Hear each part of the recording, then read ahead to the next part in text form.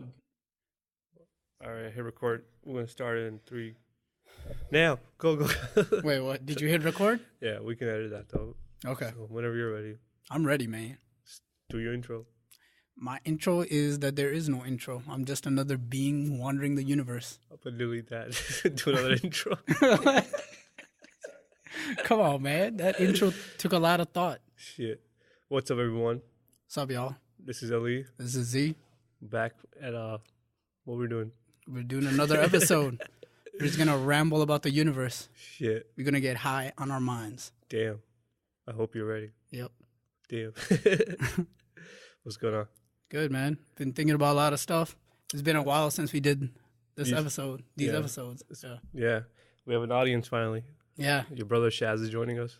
Yes, he Oh, is. he's not joining us. He's just gonna be listening. So if you hear trucks and giggles in the background, That's him. it's not God. It's Shaz. Shaz giggle for the camera. for for the microphone. Oh man, but yeah, it's been we were off for a while, so there's a lot of topics to talk about. There is. And one of the recent things that just recently happened was the stuff in the Cincinnati Zoo. Did you hear about that? No. Where a 4-year-old boy kind of fell inside. It was like obviously it's a zoo, so it was like a gorilla where the gorillas are outside. He somehow jumped over something and he fell under, and a gorilla came and he just surrounded him, and for the first few 5 minutes he wasn't, he was just poking at him, but then as people start screaming on top, he takes his kid and starts dragging him around, and it's just I think the gorilla was like 17-year-old, 400 pounds of pure muscle. Oh my God. With a 4-year-old child in his hand. And so as soon as people up on the top start panicking, they start like grabbing the gorilla goes, gets nervous, so he runs away, but he takes a kid and drags him with his feet and just dragging him like a little, a little doll, if you will. And then the zookeepers had a choice of either shooting him with the tranquilizer or shooting him in the head and killing him, and they obviously killed the ape. So it started like you didn't hear about this? Apparently, I might have heard it, but I don't know the details. But it caused like a big firestorm, on the zoo and the parents, because of a kid, exploring his curiosity, if you will, and resulted in a dead monkey or a dead ape. It's kind of sad as hell. It's sad, but like there should be no way that a human should be able to get into that area. I mean, the security and the parameters should be that no one should be able to get through in any way ever. I mean, if you ever been to Lincoln Park Zoo where the lions are, when there's two sides to a zoo. When the weather, if it's bad or something, how the animals go inside, then you can observe them from inside, and it'll be like glass. So they have that area, and then they have the outdoor area where they roam around and they create their fake natural habitat. Right. But if you go to Lincoln Park Zoo where you see the lions are, at least in Chicago, there is a little, like a deep, area where the lions, if you do fall, you're going to fall like 15 feet down where a lion won't jump in. So that kind of protects you right there. So I don't think this zoo had that for the area where the apes were. And so when the kid, I guess he was trying to get a better look or something, he fell into it and just got surrounded by this giant ape. That's insane. And that's just another incident, because I've heard similar incidents in the past. Right. So obviously the parameters are not set the way they should be at the moment. I mean, I guess it could be architect, failure there. But what was crazy was like the outbreak online on Facebook and Twitter and all that crap. Animal rights and all that. Yeah, so it got really interesting. So I was reading some of like comments that people wrote online, and people just how dare you, how dare you, some people were saying, it's the mother's fault, like where were the parents, or like why did they let a 4-year-old kid out of their sight, and because of a bad parenting, and ape died. But half those people that are talking don't even, I'm pretty sure they're not even parents to begin with. Mm-hmm. Right. So like it goes like, the last time I went to a zoo, I just remember seeing so many families that had 4 or 5 or 3 kids. Yeah. They're young. I mean, you can only, obviously everyone is doing the best parenting job they can, but kids are kids, you know. Yeah. They have no ideas of if I lean this much forward, I'm gonna lose balance and fall in, you know. It's just that, you know, that curiosity type of thing kills a cat. Right. And then other people were mad at the zoo for not shooting a tranquilizer at the ape. But if you shoot a tranquilizer, then the ape might get nervous. And I don't know if you ever seen an ape take a coconut and just kind of take one hand, just crush it, right? Imagine what it could have done to that little kid's head. Yeah. You know, just popped it with his. Yeah. I mean, all these animals are already nervous because they're in such an unnatural habitat in a cage. But I think it still comes down to the fact that you shouldn't have any crawl spaces or any way for any human to trespass in any way ever. So Right. it is, I still think it's the zoo's fault. Oh, so I don't think it's the zoo's. I don't think it's anyone's fault. I think it's a bad accident. It's like getting behind a car and you just take off and you didn't do anything wrong, but someone else hits you. But doesn't this happen? Because you do see YouTube videos of so many similar incidents. Yeah, but So why does this keep happening? I mean, I think some of those faults are humans just, you know, crossing that line where they shouldn't, trying to get closer, you know, as they shouldn't. But so there's two sides to it. So one, you know, zoos shouldn't exist in the first place, right? So animals shouldn't be held captive. I agree. Right? Yeah. That's one. And the second is, you know, it's yeah. So some of the comments I was reading were funny as hell. At least I thought, because you know, people, you know, I can't understand why we have circus, why we take these majestic, you know, animals and, you know, captivate them and lock them up, or, you know, make them do things for our pleasure. You know, we go to the zoo to see, you know, animals and so forth. Yeah. And because of that, you know, one ape died. As people are typing this, they don't realize there's 1 billion cows are in human captivity right now. There's over 1 billion or 2 billion chickens in captivity, you know, right now. As soon as you're typing these shit, you know, your moral compass is kind of fucked up, if you will, because you it's okay to do one thing but not the other. You know, as soon as you're done typing this comment, you order McDonald's and have yourself a Big Mac, and it's in cow died right there. You know, what outrage do we go on, you know, Twitter or Facebook and let that out, you know? Yeah, so we make these arbitrary lines on some animals. It's okay to kill some animals, but you can't kill a dog. Yeah. So there's that arbitrary line. Yeah. And it's strange where we make that line. Yeah, how do you justify those things? And it's kind of stupid. So then, I don't know. So like I started thinking about it a lot. I don't know. Did you finally get to see Terra? I saw half of it. I still have to finish it. You saw only half. What do you think of so far? I like it. Yeah. The visuals are incredible, but the writing isn't all that great, obviously, compared to something. Well, Samsara had no The words. writing, so it was just pictures, yeah. Yeah, so the writing isn't all that great. It just seems a bit superficial. Right. But I really do like the concept, but I haven't finished it. Okay. So I have to finish the conclusion. Yeah, so after I was done watching that, I don't know, man. It's getting harder for me to eat meat. Yeah. It sure is. Like the other day at work, I was eating a chicken breast, right? Took one bite, I couldn't eat anymore. It's just like the concept. I don't know if I'm becoming vegan or whatnot, but like I do love meat, but like the idea of eating tortured meat is getting harder and harder to swallow each time. I don't know, man. It's tough. For you, is it the fact like which animal is conscious and it can like every animal can feel pain? Yeah. But then we kind of think about what animals can really feel it, and kind of because we can think about it. Right. We can think, we build stuff, so we're special in that way. Whereas animals, I mean, they're not that exceptional at anything, so it's okay to kill them. They're just there for us. Right, but they're still a living thing at the end of the day. Yeah. But then, yeah, that's where I kind of contemplate, you know, like plants also, you know, plants are also living things. So even if you go vegan, you're still eating a living organism, right? They have cells just like, you know, us humans do. And there's also plants that eat other plants, or there's plants that eat other insects, like the Venus flytrap. Right. So nature is, you know, life eats life, and that's the process. But I don't know, it's just getting harder to eat tortured meat. You know, I was seeing an ad for Arby's the other day. They show like two people holding a bunch of trays of ribs, and all of this picture is dead cows. You know, they're advertising. Unbelievable. It gets weird when you look at it from that perspective. And then the KFC ad has like a chicken walking around, you know, who has the best chicken. You see this chicken that's literally alive. The idea is that we're going to kill this thing for you.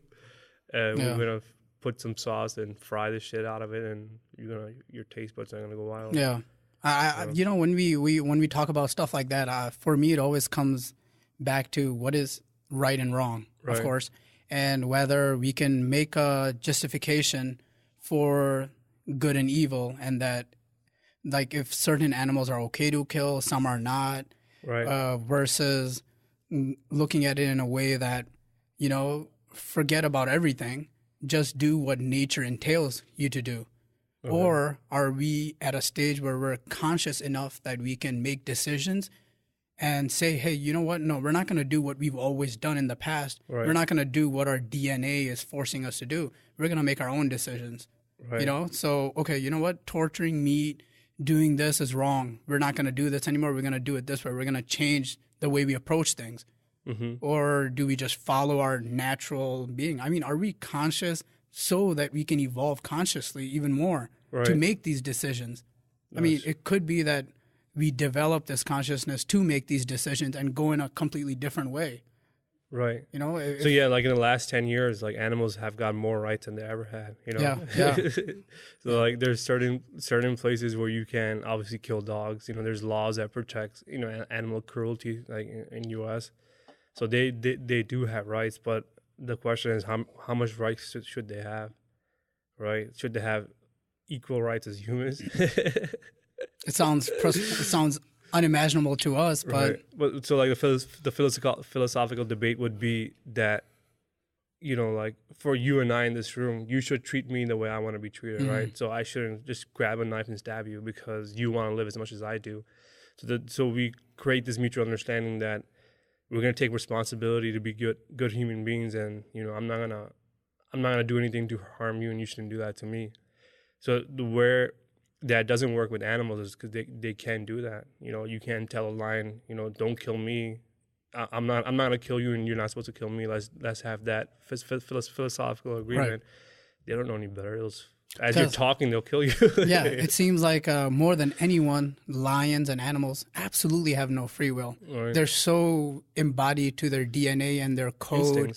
In their instincts. That's the perfect word. They're very instinctive in everything they do. Right. So that they feel like you're harming them, or if you look like a meal to them, they're just gonna do what nature intended them to do. So if that's what separates us, being more consciously aware, that it means that we've become consciously aware, so we can make these decisions. So we should be making the right decisions. So we should be making the right decisions, and we should be thinking for ourselves and not just following our instincts anymore. Right. Because that's what separates us from animals. Right. So then you get into the whole free will debate. Yes, and I know that's your favorite. Oh, I don't know if it's my favorite, but it definitely gets you thinking. What is free will? Are we just like animals? Are we also acting on instincts, but we have this illusion of free will? There's this I forgot what the name of the philosopher. I suck at recalling names, but so there was this philosopher that said, there's so you can say a scenario where you put a guy in a room and the door is locked from outside, right? And the guy in the room, he has a choice to leave this room whenever he wants. So he has free will, right? Right. But he chooses not to leave, and that's his free will. But he assumes the door is open and he can leave anytime in and out that he wants. But from the outside, we know the door is locked. So as he's sitting in, that he has an illusion that he has a choice, but he's not leaving because he wants to stay here. But we know that he doesn't have a choice if the door is locked.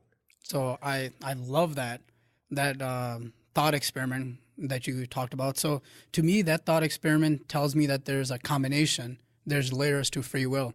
You don't have like absolute free will, but you also don't have absolutely zero free will either. So you have something in the middle where you are still making the decisions. But, like, for instance, like, of course, when you're born, right, you don't choose your parents. You're not choosing your DNA. You're not choosing your early environment or anything like that. Right. But once you are in that environment and you are born, you still are choosing your future actions. So your spectrum becomes limited, right, because you didn't choose where you would be at that point.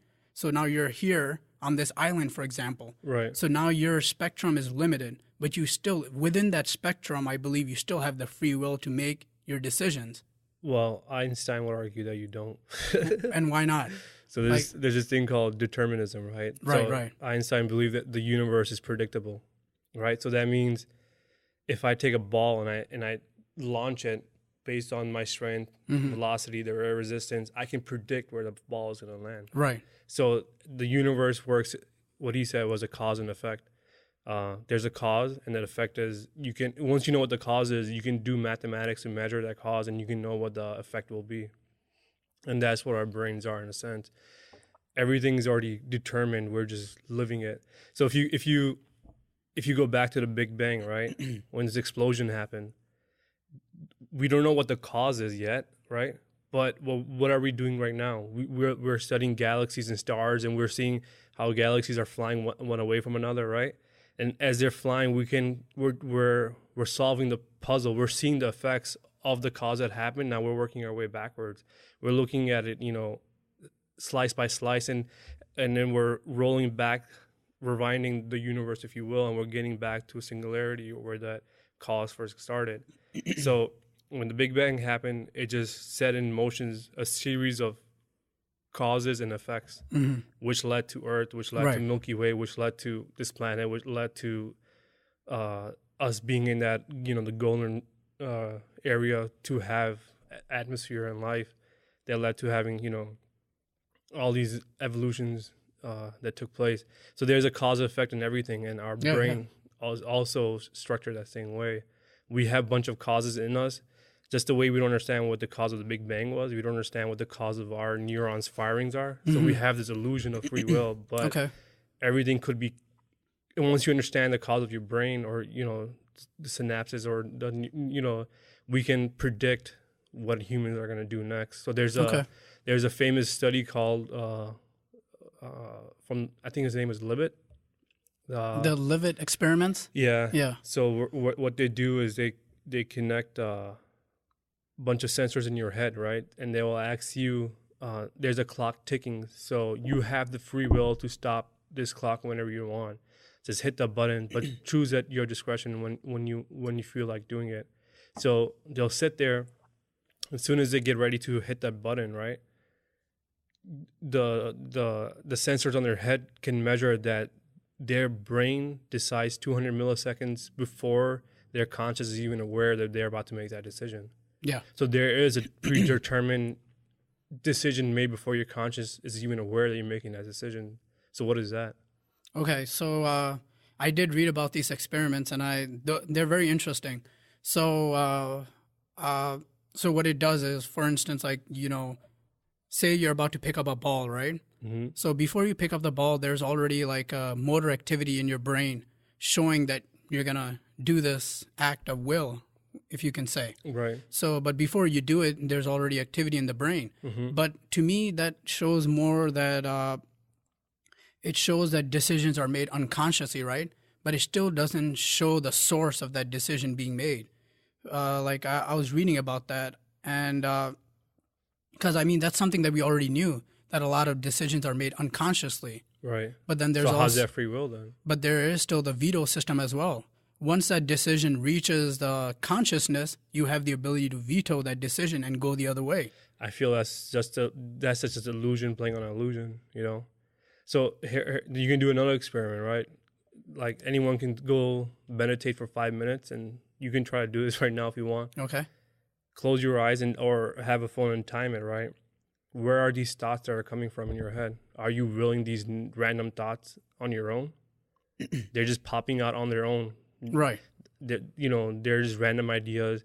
So if I can say orange apple, you just picture an orange apple, right? There's no such thing as an orange apple. But did you have the free will to think that, or did I will that in you?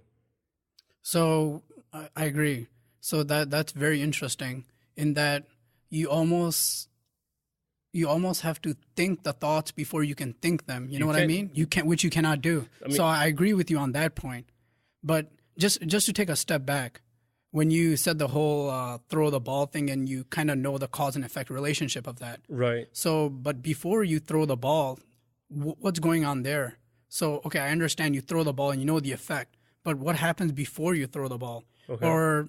So what I'm trying to say is, now that whole thought thing that you're saying, I love that because I think Sam Harris talks about that Right. too, right? So He talks where do about your thoughts derive from? Like, like if you just stop talking, as I'm talking, you're listening to me. yeah, There's a voice in the back of your head saying, "Oh, this guy, he's making sense," or "This guy's a complete idiot." You know? right, Are you? So, what part of free will is that? Like, you're not narrating those right, discussions. right. But okay, so I think one thing that he says is, for instance, think of like 3 cities is what he says, right? Okay. He says just come up with 3 cities out of just whatever, just pick out 3 cities. Now, every city that I choose would be something from my past experience. It won't be something out of the blue. Right. So You can't pick something you don't know, right. So what you're saying is, where is that thought coming from? or any thought. Right. So what I'm trying to say is that we don't know the origin of that thought. You know? So Right. we don't know the origin of that thought. So if we don't know the origin of thought, I don't think we should say that there's no free will because we don't know what the origin of the thought is. So then, how can you say that is free will as I'm well? not. So I'm not saying there is free will either. I'm saying that it could be a combination. That's what I believe, and I'm just saying that we just don't know. Okay. So what is free will? Okay, so free will to me would be, it won't be something absolute, but it would be something where in every action that I take, Yeah. I have some say. You know, But that's not free will. Free will would be that you have all the say. I wouldn't. Okay. There So should be then- a new word for your type of belief. Okay, so I believe that I wouldn't say half and half. I don't even know. I would say most decisions are made unconsciously. I would say maybe 90% of the time you don't have free will, but there is that 10% of the time where you do. Right. So or do you? Because there's a bunch of algorithms that are happening in your head. I do think, yeah, we do.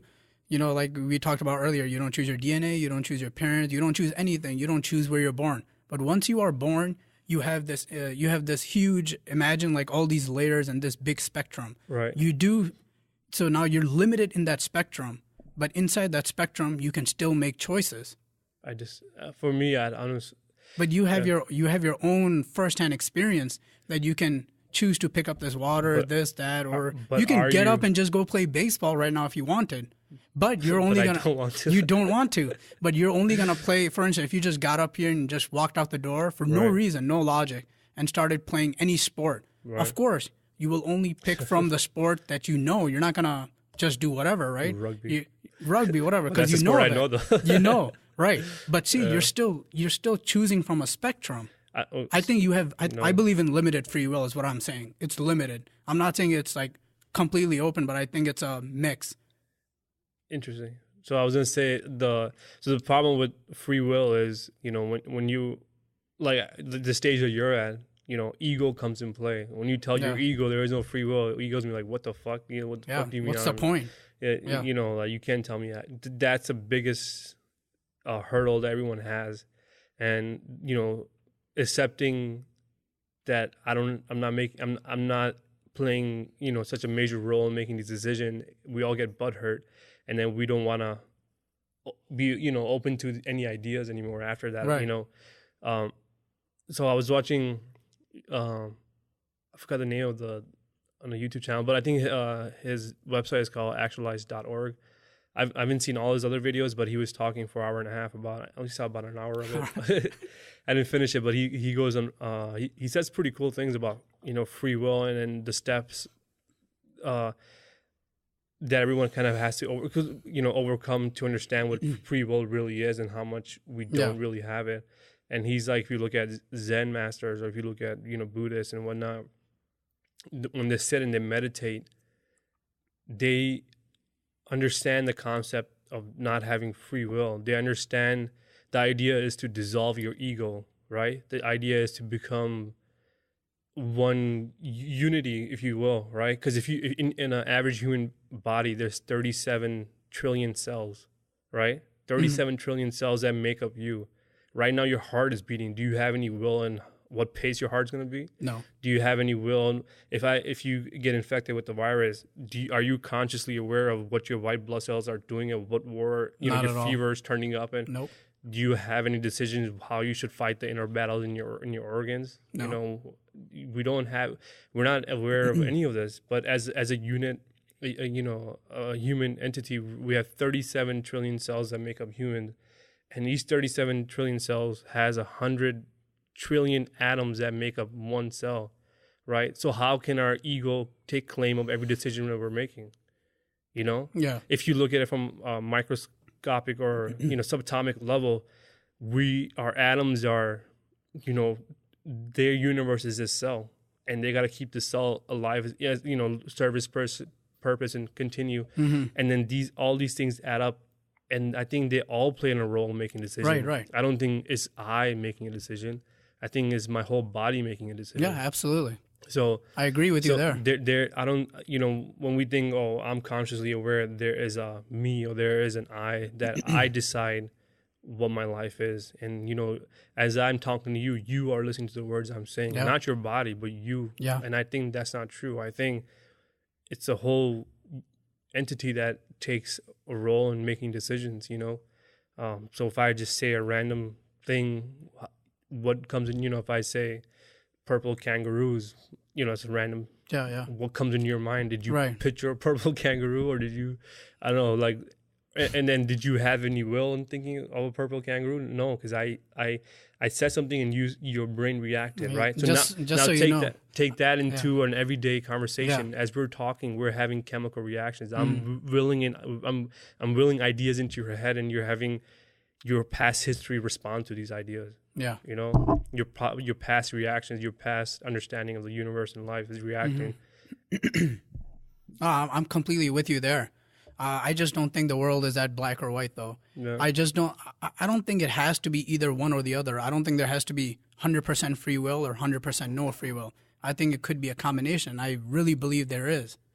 Okay, so going back, so if you go, so Einstein says, laws of nature have to apply to everyone, right? So whatever the laws of nature that are in this room has to apply to whatever gazillion trillion miles away a planet or life that applies there. No matter where you're in the universe, the laws of nature have to be the same for everyone. Yeah. So if that's the case, he said everything is predictable. He can't see a universe that's not predictable. So then through his theories, then evolution of quantum mechanics came in. And what is that about? It's all about randomness, right? An electron could be in a room anywhere, but so like it could be anywhere in the room, but it's you once you detect it or once you measure it, then it comes about. You can say, if I fire an electron in this room, it could be anywhere. I can't predict. I can use Einstein's equation to predict which electron going to be, and only as soon as I measure it, then it could be here. Sometimes it'll be there. So my predictions don't work in the subatomic level, in quantum mechanics. But the answer is the reason they don't work is because we don't know what's causing it. Right. As soon as we learn the cause of why an electron just disappears and only reappears in a random spot in the universe when we measure it. So I don't know. I'm kind of in on with Einstein, where everything is predictable and everything's determined. Okay. And everything, when the universe from a Big Bang, as soon as it started, it's just a cause and effect relationship. There's a cause and there's an effect. I say something, that's a cause, and your effect is your response. So, you wake up and whatever is going on in your brain is subatomic cause and effect actions are happening that are leading to your decisions. Okay. And we feel overall that this is my free will, when it's just an illusion. We're just a guy in a room where the door is locked and we can think we can walk out of this room whenever we want. Okay.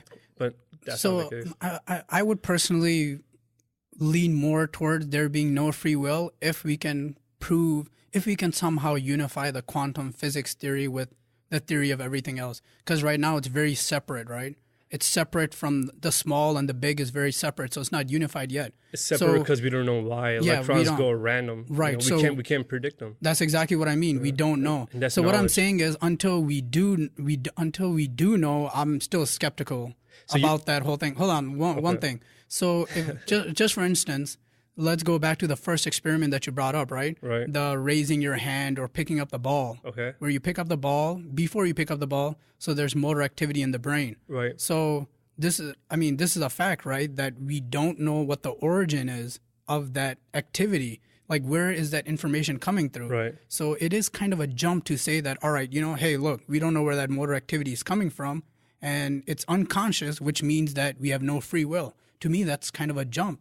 Where neuroscience is still very young. Right. It's a very young subject. We have to go much further before we can say anything with, concrete evidence that, like, you know what, there is no free will. It's still speculation, right? Mm-hmm. So for me, I'm in the middle. I'm not saying anything 100%. I'm just saying that we just don't know yet. So either way, the one way to look at that argument is, so let's go back to 1900s or the late 1800s, where before Einstein released his theories, there was a lot of physicists that said we have discovered physics is done. We've discovered everything there is to discover about physics.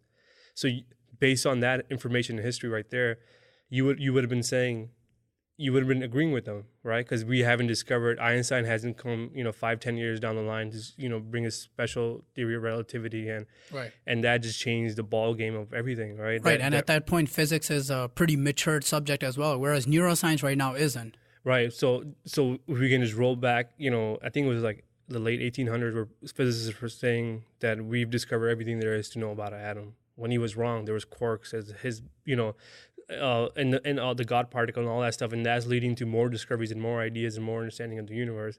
So just because we don't know the answer, I don't think we should come to any conclusion, So, but you're saying is, that until that happens, I'm going to continue believing this.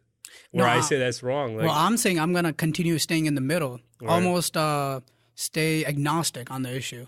So in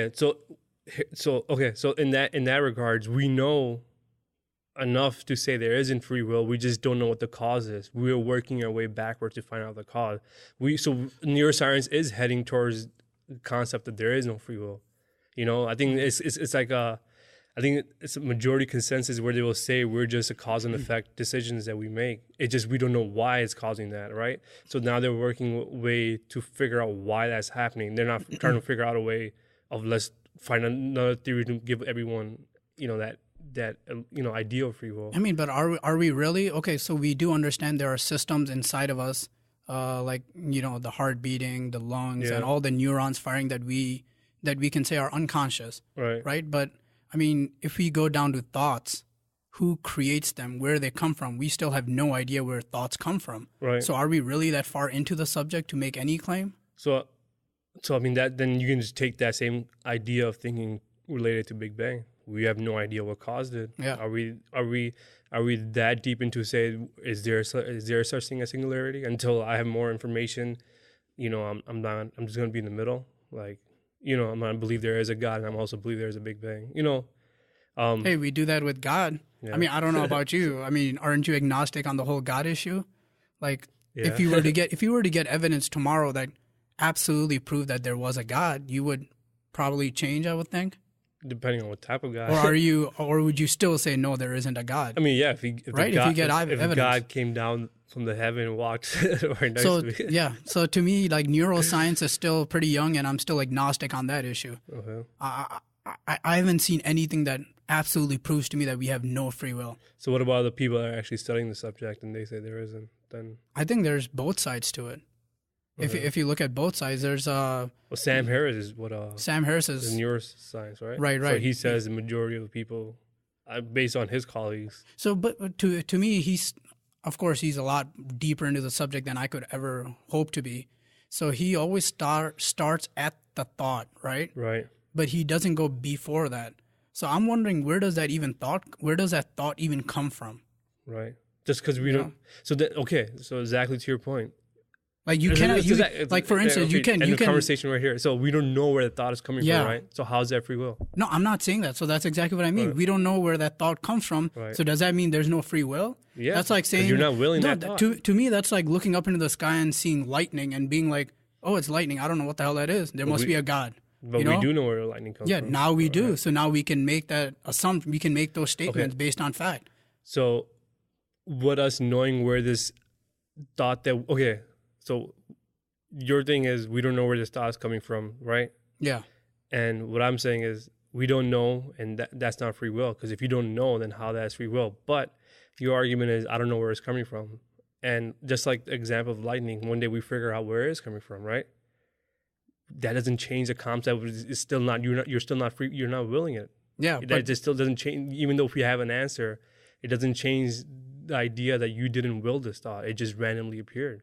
So there's still no free will, regardless if you find that answer or not. Okay, but what if we do, for instance, find that the origin of thought is something inside of you that's even deeper than your brain, like some kind of consciousness that's even deeper than your brain, that is fundamentally you. So just to keep this idea alive, we're going to develop another consciousness, right? This is what our ego wants to do. Well, not develop. Well, we still don't know what consciousness really is. Right. We haven't located it in the brain. Once we do, right, maybe it is the origin of that thought. Maybe it is what gives birth to thoughts. But if you don't, so right now, if you just, even for 30 seconds, right? Yeah. Tell your brain, don't have any more thoughts for 30 seconds. Would you succeed? Apparently, if you're really good at meditating, you can, but I can't do it, no. So do you have free will then? You're consciously aware, right? You want to say to your conscious, I don't want to have any more thoughts for 30 seconds. Right. 30 seconds, no thoughts. 5 seconds, I don't have no thoughts. Why aren't you having any thoughts? Why aren't you having thoughts? Well, you're going to start telling yourself. It's just, you're not at control at all. Okay, just because you and me can't do it doesn't mean it's not possible. There are monks in the mountains. That's what they do. It takes about 1,000 hours of, but it's possible. But even then, they realize that those people that do it also realize there is no free will. They had to tame something they don't understand. That's where the dissolving of I comes in, right? So the ego, there is I, there is a me making these conscious decisions. The whole part of being a Buddhist is to understand, or at least maybe I'm wrong. Yeah. But I think the idea is to become one with everything, right? So in order to become one with everything, you have to dissolve your ego, and you are no better than anything else. You're good as a rock, pretty much, right? You're everything in your body should be credited for decisions that you make. It shouldn't be just one consciousness that has, controls everything. It's your whole fucking body that's in motion and in play, and without all of them at once working together, you're nothing, So I think when those people do, they put in so much time dissolving their ego. Okay. But if you don't have free will, then to me it seems like, why even bother presenting an argument about it, Right. So this is where morality comes in. Yeah. But so the guy that was, because no matter what you say, you're not going to convince me if we don't have free will. No. So there's two ways of thinking, right? So So the earlier YouTube video that I mentioned, where this guy, was talking about it, and what he said was, his name was Leo, I think. But what was cool was he said, there's an understanding that we don't have free will is a enlightenment, right? Because now you have dissolved your ego, and now you understand that you're one, entity working together. So when you wake up, the same way how when these people like Sam, because Sam Harris did the same thing. He locked himself up from, for a few months or a month or something like that, where he had no human contact, and he put himself in a room. Remember that? He talked in one of the podcasts with Joe Rogan. Yeah. Where he went and he's had complete isolation from human beings. Yeah. Just to test his brain, because he's that weird, Pretty weird. And he went deep into his thoughts, and putting himself in a room, just having him in his brain, and where does that take him? And he talks about how scary it gets, because isolation from human beings could have a mental breakdown on your psyche. Sure. Right? And if you're not strong enough to handle it, you can completely change you and whatnot. But I think once you understand the idea of free will, you become more forgiving, right? There's more retribution. So if I'm driving here and someone cuts me off, I'm not going to chase after him and throw a middle finger at his face. I'm just going to understand that this guy had no decision making this. And unfortunately, I'm not going to get angry at him. If someone commits a crime, we shouldn't punish them, put them in jail and sentence of death, whereas we should understand there's some neurological breakdown in their brain. They need help, right? So it's more about forgiving and retribution, and helping their brain, instead of putting them in prison, maybe they need hospitals. Yeah. Right. Someone goes out in the streets and starts beating people up. He's obviously got something with his brain is turned off where he's doing these things. And us as a society, we should be helping them, not be prisoning them. But yeah, the argument is if there is no free will, then what the hell does any of this matter? What do I do or not do? And then the whole ethics of it that you were just talking about right now. Yeah. So it's, to me, it seems like it's all good if you are the victim, right? In any act. Right. So it's a good idea that you're trying to help that person rather than punish him. Maybe you should do a combination of it.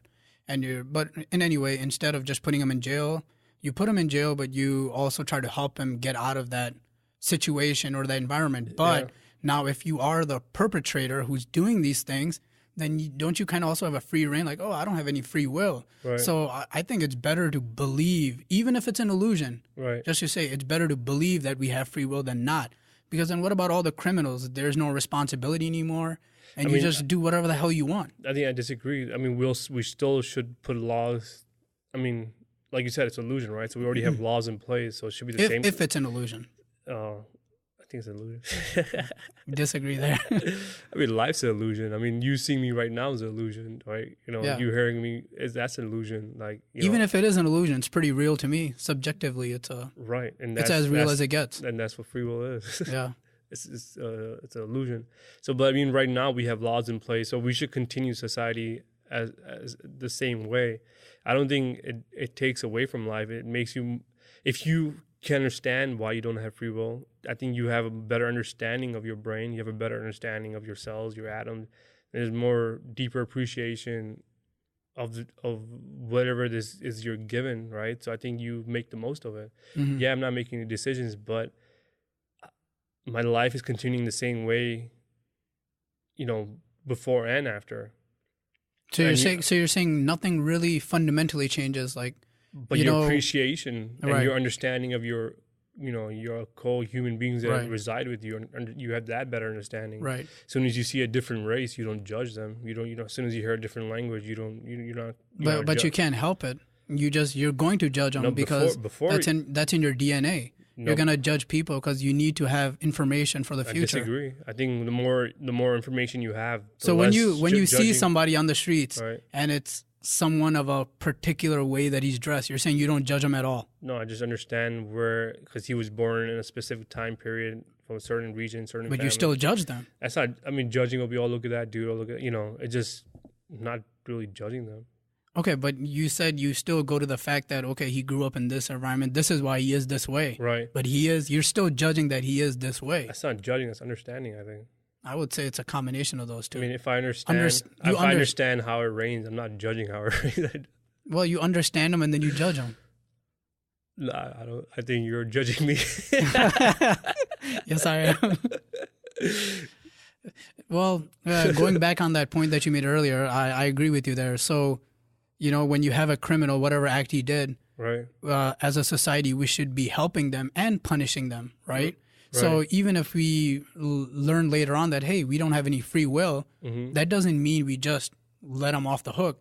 We help them still to get better, but then we also got to punish them too. You can't just not punish them. Our jails shouldn't be jails. Maybe they should be facilities like rehab centers for your brain. You're still gone in there for a couple of years, whatever your punishment is. But if you want to get back out, you have to, redevelop your brain, and we can do certain exams and whatnot to see if this brain is capable of being back in society. And if they're not, there was I think Sam Harris was talking about how there was this one shooter who went out and he did like a mass shooting, and obviously they wanted to punish him right away, right? But as soon as they x-rayed his head, he had a tumor, and that tumor was the part of his brain that had that moral decision making where you shouldn't just go out, so rather than turning it into, oh, this guy's a criminal, he's the worst person, piece of shit in the world, and became a better understanding of he had no choice. That part of his decision making was turned off. So he went out and did something that he thought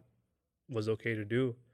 So then, if someone has those type of tumors, then we should understand it's not safe to let them be around other human beings because they can cause damage or harm to other things. So maybe, those brains are just like bad computers that are broken. We just need to create an environment where they can live, under supervision. Right. And we can try to help them to get back out. But some computers have our viruses are impacted so deeply that there's broken beyond repair. Beyond repair. And unfortunately, we shouldn't say, "Oh, let's hang them or let's kill them." Let's just let them live out their lives in a restricted area, I guess. So that one to me is really cool. So it shows me that there are layers to everything. So it's not black or white right there either. Okay. So or in that case, you could have a person that, like you said, he has a broken brain. So now it's a subset, right? So it kind of morphs into something completely different, and you got to treat that completely differently than you would anybody else.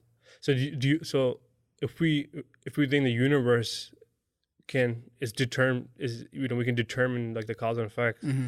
But there's something about our brains that you're saying we can't do that. Like our brain's more special than the universe itself. Well, we haven't unified it, right? No, there's all these scientists trying so hard to unify everything from big and small to our subjective reality, but they haven't done it so far. Right. So it's obviously by saying does everything have to be unified? I mean, I have no clue, but maybe there are some things that aren't just maybe. Everything is not one. Maybe there are some layers to everything. So if this was a simulation, wouldn't it be unified? Because let's say if you and I created a simulation, right? There's just be sets of zeros and one that we created that. Right. It had this not random, but it had this cause and effect. And, so the people inside it don't know the zeros and one that we did, but there is this unified coding that creates everything. And our perception is so real of it that we're just completely confused. And I mean, not confused, but we just believe it completely because there's nothing else to believe. So so tying that into this, I think our brain is special, but it's not as more special than the universe itself.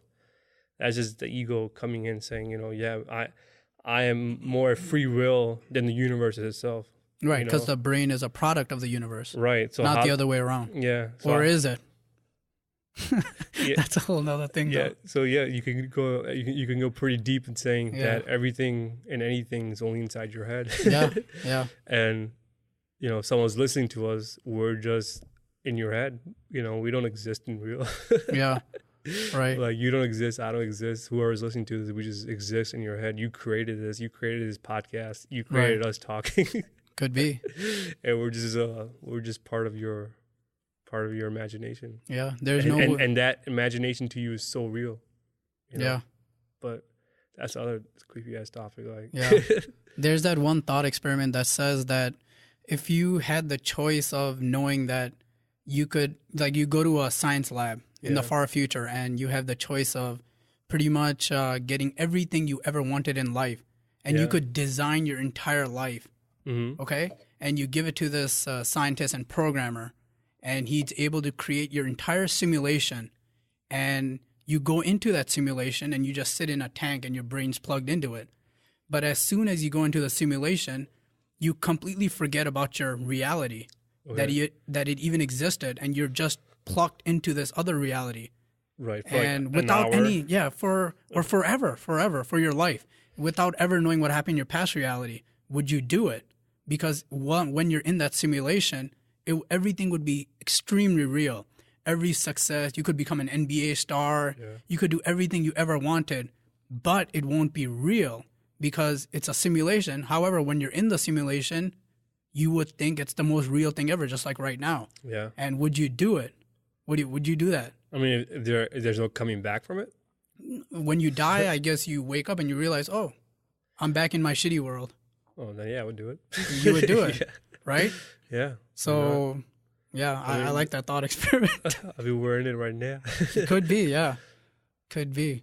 We're in Donald Trump's simulation. Yeah. He's simulating all this shit. Yeah. But the thing is that it's not real. So, but what does it matter? But what is real? How do you define real? Yeah. So in that case, there is a reality. So that's a whole idea. Imagine this is your reality. Right. This is real. Let's just assume everything here is real. Yeah. But once you go into the simulation, that's also reality. That's also reality, but it's not really, because if you step outside of it, you realize, oh wait, I'm just sitting in a tank and my brain is hooked up.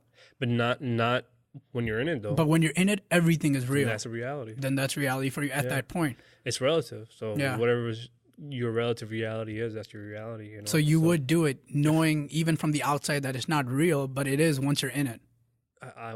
I mean, I would disagree saying that's not real. I think if it gets to a point where it is real, it is real. That's relative, right? So it just goes back to Einstein's theory of relativity. You know, I if I if I mean, I might not do it if I don't ever come back in this life. You know, because obviously I don't want to lose the loved ones I have here and the relationships. But of course. But is that, let's say if you don't come back, is it worth giving up to become something you always wanted? You know, like becoming an NBA star. But you pre-planned everything. You made the simulation. You gave it to the programmer. Hey, I want to do this, that. But that gets wiped as soon as you go into it. That's so wiped. You're born into this world, and then you live out this fucking series of life that's determined. So you have no free will. Yeah, not in this simulation. You don't. Well, actually, you did because you programmed it. So you willed everything that you wanted in there, just in this thought experiment. No. But once you're in it, you have no free will. Because it's already pre-planned. You pre-planned your own existence in that simulation. Yeah, I would. Yeah, if I was to die from this life, then maybe I wouldn't. Yeah. But yeah, I think it would be fun. But then, okay, now imagine you lived the greatest life ever. You did all these things, and you're like, wow, this is the best life ever. Now you die, and you come out of it, and you realize, oh shit, that was all just a simulation. Right. All the people I met, all that shit I did wasn't real. Yeah. I had a son. And I figured out. I created the atom bomb and I figured out the atoms and everything. Oh my God, I'm a genius. Oh wait, that wasn't real at all. Right. So then so I guess there would be a rehab for that. Yeah. Where you have to come back to reality. Right? You would need a video. Yeah. As soon as you wake up, there's a video of you talking and saying, 10 years ago or 20 years ago, you made this decision. So don't, but obviously when you come back from that reality, you had a family, you had kids, maybe you had a pet lion. Yeah. Man. But yeah, I guess I would do it too. But then it's almost like when you do say you want to do it, you're kind of also saying, which is fine, which means that we're more concerned with happiness than reality or truth. We're more concerned with just being happy in those moments and fulfilling our dreams and wishes than actually living reality in a way. Because reality, nature's a bitch, right? Yeah. If you understand where it's brutal. I mean, it's constantly trying to kill you at every second. As soon as we're done here, we're gonna get in the car. We're gonna go on for a drive. Man, the other day I had this thought. Like when I got off work, I think it was a few days ago, and I'm walking to the train, and I'm just thinking of all the numbers of odds that I'm dodging to die. What's going on? That one story. The guy had a coma. Yeah. And you gotta put that in. All right, I'll bring that up next. Yeah, that ties in with that. Oh my God. Yeah. So when I was walking, as soon as I got out of work, I was walking to the train station, and if you just stop for a second and look at everything of laws of nature and physics, the wind, everything, I'm winning the lottery with every step I take because I survive. Everything's trying to kill me at every instinct. There could be a window that's loose and the wind blows on it, and it happens in downtown where, especially when in the winter season when it snows. But you know how like when it's really cold, there's a bunch of ices that look like fucking spears, and sometimes when it starts melting, they melt and they fall, at such a crazy speed that it's go into people's head and bodies and kill them, like that. Crazy. So like, as I'm walking, someone could be drunk, someone could fall, someone could have a heart attack, lose their steering wheel and drive right into me. Someone, can rob me. So each day that I do this, I win a lottery by taking each step and not dying. So nature has these numbers that are just, just based on the day, the time, the laws of physics, of gravity. There could be a comet that just flies by and then changes the air, molecules in our air that causes a thunderstorm, that causes lightning to strike. Everything that's happening, we're just constantly surviving. Right now, we're sitting in a room, and anything could happen any second. It's nature's brutal, and then we go, like you said, to find these illusions, to not face reality, and live in this world that we're constantly trying to find things that make us happy. We're looking for distractions, pretty much, right? We need distractions. We need friends. We need work. Otherwise, we're just gonna be sitting there and be like panicking. Yeah. And then another thing to tie to that is afterlife. Once you understand that, it's like, damn, I could die any second. Like, where do I go after this? There has to be something after this. I think that's where religion comes in and gives you hope and faith that, there is something after this. So if you do fuck up here, or if you get unlucky by getting hit by a bus or a car, there is something. So don't panic. Distract yourself. Yeah. There is an afterlife for you. Yeah. Have you ever heard of the matryoshka brain? No. So it's kind of, you've heard of the Dyson sphere, right?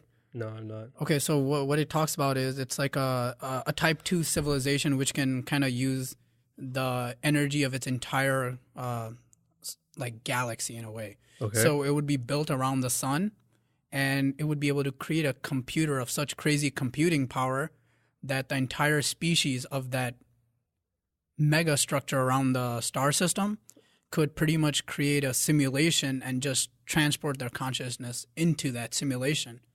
And they would just live out their utopia lives in there forever and ever. So not ever and ever, until the universe allows it. Yeah, to. so for instance, if it was built around the red dwarf, it would be able to support itself for, say, like 1 trillion years, something crazy like that. Okay. It's actually one of the reasons, it's just a crazy theory, but it could be true, who knows. But they say that could be one of the reasons why like far advanced civilizations don't show up here, because they figured out how to use their entire resources and they just transported themselves into this simulated world, which is so perfect. Why would they need to travel throughout the universe, which is damn cold, and struggle? For what, when you're already in a utopia? But what if this universe turns off? And it will. And it will. And then you turn off with it. So then you once you do that, you're no longer... But again, they can't predict unless they have some sort of system that is also safeguarding their survival as well, right? So if they just completely go into this utopia, there's a comet that comes and hits them, then fuck, they could have prevented that, Yeah. So like there has to be some sort of security system to keep them also alive. Right. Or if I don't know, I think that's like a shortcut, right? So that's saying I can't figure out the universe, so I'm just gonna stay here and create this utopia, this simulation, and just live out here as long as I can. Where, I mean, how if you create the simulation, now you're in the simulation that you created, this universe, the sub universe that you created, you no longer are studying the main universe that you're in. Okay. You're not studying where it's going, where it's headed, what it's made out of. You just created your own. Sure. But to counter as an argument against that, so when we're talking about a type 2 civilization, all right, so a type 1 civilization is one that can harness all the powers of its planet, right? So type 2 can harness all the powers of its sun or right? star, of its star. Type 3 would be that can use its entire galaxy, actually.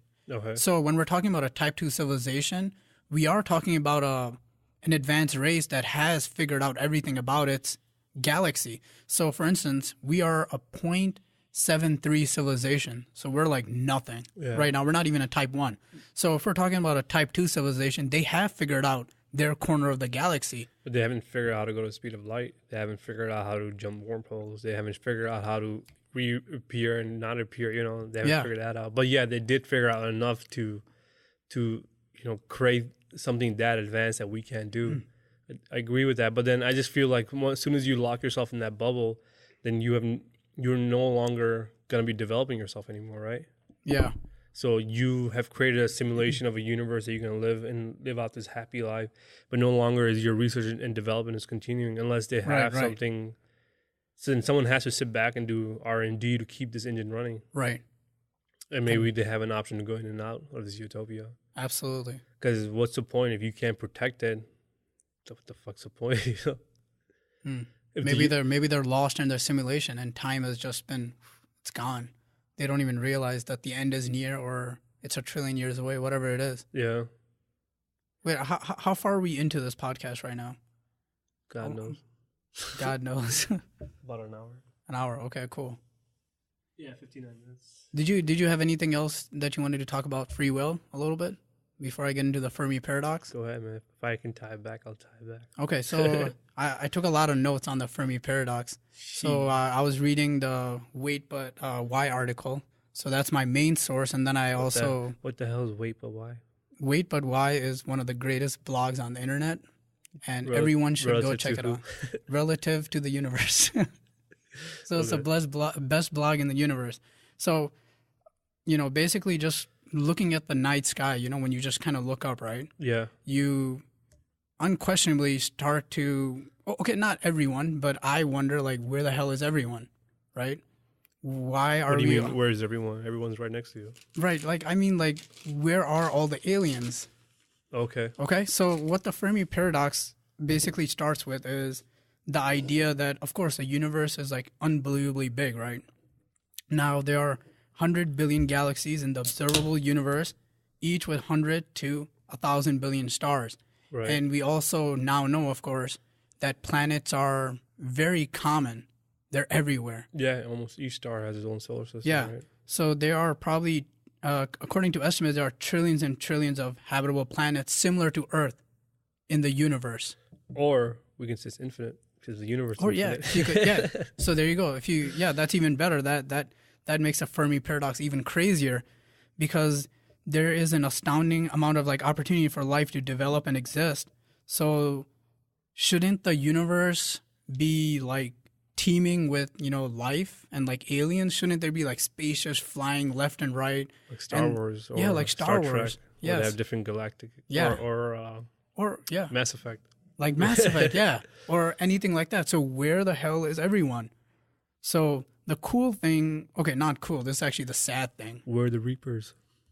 Holy crap! Or we will become the Reapers in the future. Yeah. Damn, we kind of are. We're just That's a video game. Yeah. For those who don't know, Mass Effect. great game, great story for sure. Yeah, best nightclub in the universe. Yeah. Oh man, I love that whole thing. Yeah, shit was dope. Okay, so what the Fermi paradox gets into is it talks about the local group and the whole idea that our universe is expanding, right? So the fact that the universe is expanding, unfortunately, means we are very limited in our scope. Okay, we are stuck in our local group, because even if we build the fastest spaceships, So our local group will be our galaxy, or our local group would be basically, let's see, what is it? It's actually just or is it like a radius of few light years? it's almost like it's slightly bigger than the Milky Way galaxy, but it doesn't go into like the Andromeda or anything. Okay. So it's, I guess for a simplification, you can just say it's the Milky Way galaxy.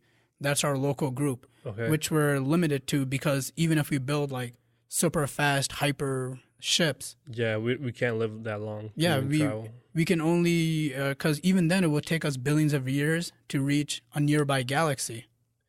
Wait, how right? far was Andromeda? Can you check that? I think yeah, it's like check out. four light years away.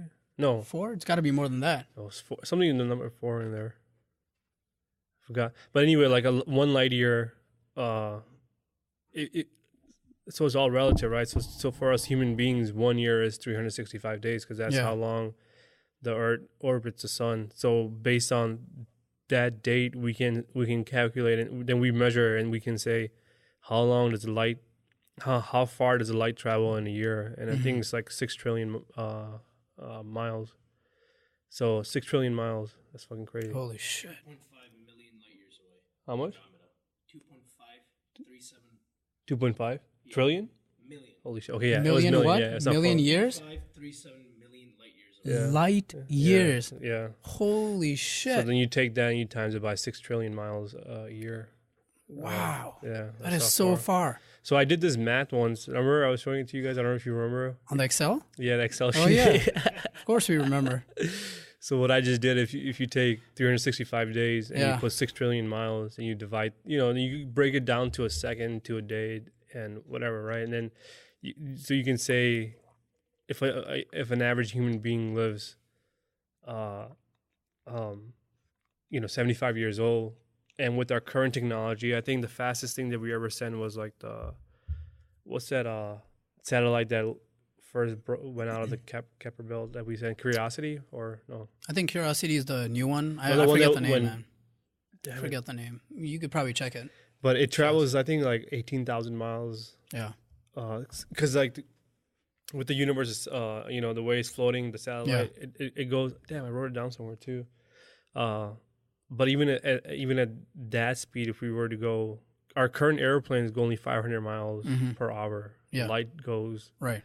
The New Horizon. Yeah, there we go. New Horizon. 15.73 kilometers per second. Good stuff, Yeah. Shaz. Good thing Shaz is here. Yeah.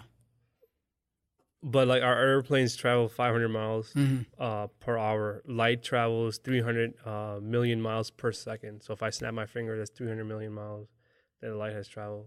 So it's insane It's how. insane. So when we say these galaxies are 2.5 or 4 million light years away, an average human will, I think, to travel 1 year. With I think I did the calculations based on like a average airplane. Mm-hmm. It would take us about 1,400 years to travel 1 light year. 1,400 years. You would die at age 75. Good Lord. Yeah. Wow. So, I mean, just, okay, forget even light speed and all that, right?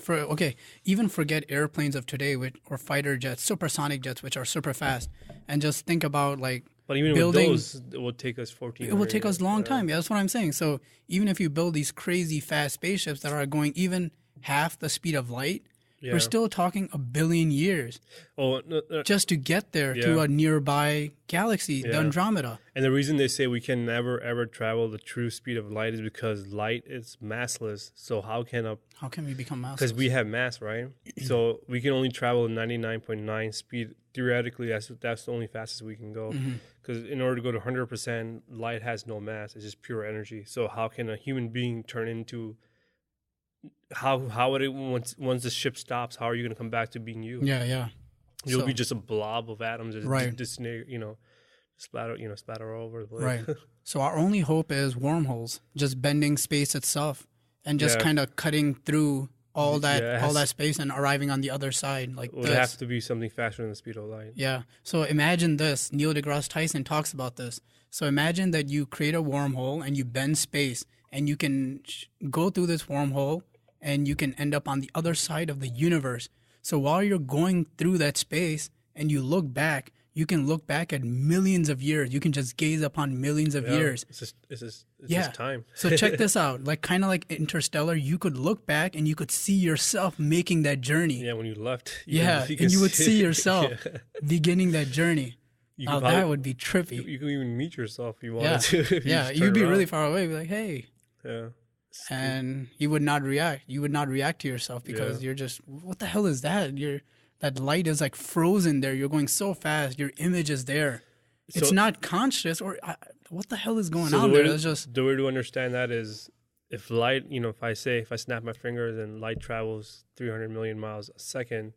So if you're in that 1 second, the clock that's ticking, so the amount of time it takes, for the second hand to go from being 1 second to 2 seconds, you travel 300 million miles. So you're going so fast where that clock just stops moving. It just stops. It just slowly just turn to, it takes probably, so for you, it would have been just few seconds. But for us, the people that watched you leave in that speed, 50 years will pass by. But you're going that fast where you're just stopped but the time relative to us is, continually ticking, tick, tick, tick, tick, tick. So if Shaz was to get on a ship or that takes off in the speed of light, if we were sitting here, second for us will continually, we'll do tick, tick, tick, tick. But for him, it will just be tick. And when he comes back, when the other tick happens, 50, 60 years have passed by. Wow. That's time for you. That's insane. But for him, he'll be the same age. He'll be a second old. But we'll be like 50 years, 60 years old. We'll be. Wow. We might have even died of natural causes waiting for him. Right. Yeah. Exactly. He comes back to see, a different world. Damn. So when you're gazing back a million years and you see yourself, you're almost looking at just like your footprint. You're not really there, but you're looking at the footprint of light, like your trail that you left behind. It gets freaky because if you can go faster than the speed of light, right? So if I can just jump to a different galaxy and then come back. Fourth dimension. You can come back before you were born, right? Yeah. So it gets weird. Right. So that's the whole idea of being in the fourth dimension or actually being able to control the fourth dimension because all your timelines would be laid out to you. Like imagine a carpet and all your times are laid out and you can pick and choose what moment to go into. Right. Just like you would travel in space, you would just travel in time. Would you have free will to do it though? I think that's still up for debate. Yeah, life is weird, man. Yeah. But then going back, that's just even our local group being that small. It's not small at all. It's not. Yeah. So let me just give you some stats on our local group, the Milky Way galaxy. So there are 400 billion stars estimated in the Milky Way galaxy. So think of this. Hold on one second. Think of this. That's 10,000 stars for every grain of sand on Earth. Think about that next time you're on the beach. You pick up a grain of sand, there's 10,000 stars for each of those grains of sand. Yeah. And then our, it's fucking. Yeah, it's just mind-boggling. And our galaxy is 100 million light years across, right? Yeah. So it's 100 million from point one to point B. And then, going back to earlier when I was saying we have 37 trillion cells in our body, that's just as much as there is, stars in our local group. Yeah. And then you take that down and you say we have 100 billion atoms per cell. That's almost as many galaxies in the universe, observable universe to be seen. We are a walking universe. If you get to a subatomic level, so that's where infinity also comes in too, and it gets creepy because you can take your cells, you can take your atom, break that and break it down to molecules and particles and atoms, and you can keep breaking that and keep breaking that. You can go on forever, and you can look up and you can keep zooming further and further, and that goes on forever. But our local group is infinite in its own way. In its own way, yeah. Inner space and outer space. Yeah. You can go deep down, you can go deep outer. You can go to subatomic level forever, or you can go the other way forever. And it gets weird. It's insane, man. And then when you look at all these crazy amounts of stars, so the lowest of the lowest estimates show that a fifth of these stars, a fifth of them have an Earth-like planet, a habitable planet like Earth. Right. So the stats on that is that, for instance, these are taking really low numbers, right, just to make things possible. So if you were to say 0.1% of these planets harbored life, 0.1% of that fifth. Wait, 0.1%. You know how many that would leave?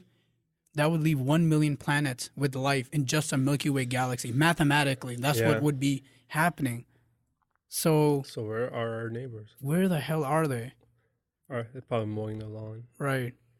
I mean, so the Milky Way is about 13 billion years old, right? And the early days, of course, were filled with crazy explosions and like apocalyptic events almost, which didn't destroy the universe, but it looked like it was. But somehow things survived, and then life started to slowly show up. So after 1 or 2 billion years, it's when habitable planets started to pop up. Okay. Now remember, Earth is 4 billion, right? 4.5. Earth is 4.5 billion years old.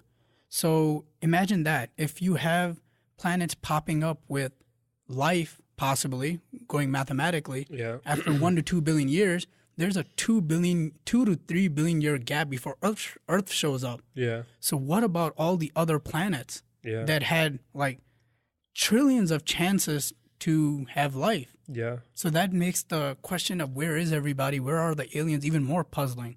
Because mathematically, they should be everywhere. Because they should be more advanced than us, right? Because some of us probably had a head start than us. So exactly. They're probably 1 billion years advanced than us. Yeah. So why haven't they invaded us? Why haven't they communicated with us? Yeah. Why haven't they discovered us? Right. Because constantly right now we have so many satellites dedicated, sending out signals in space. But the farthest they ever reached, it's not that far at all.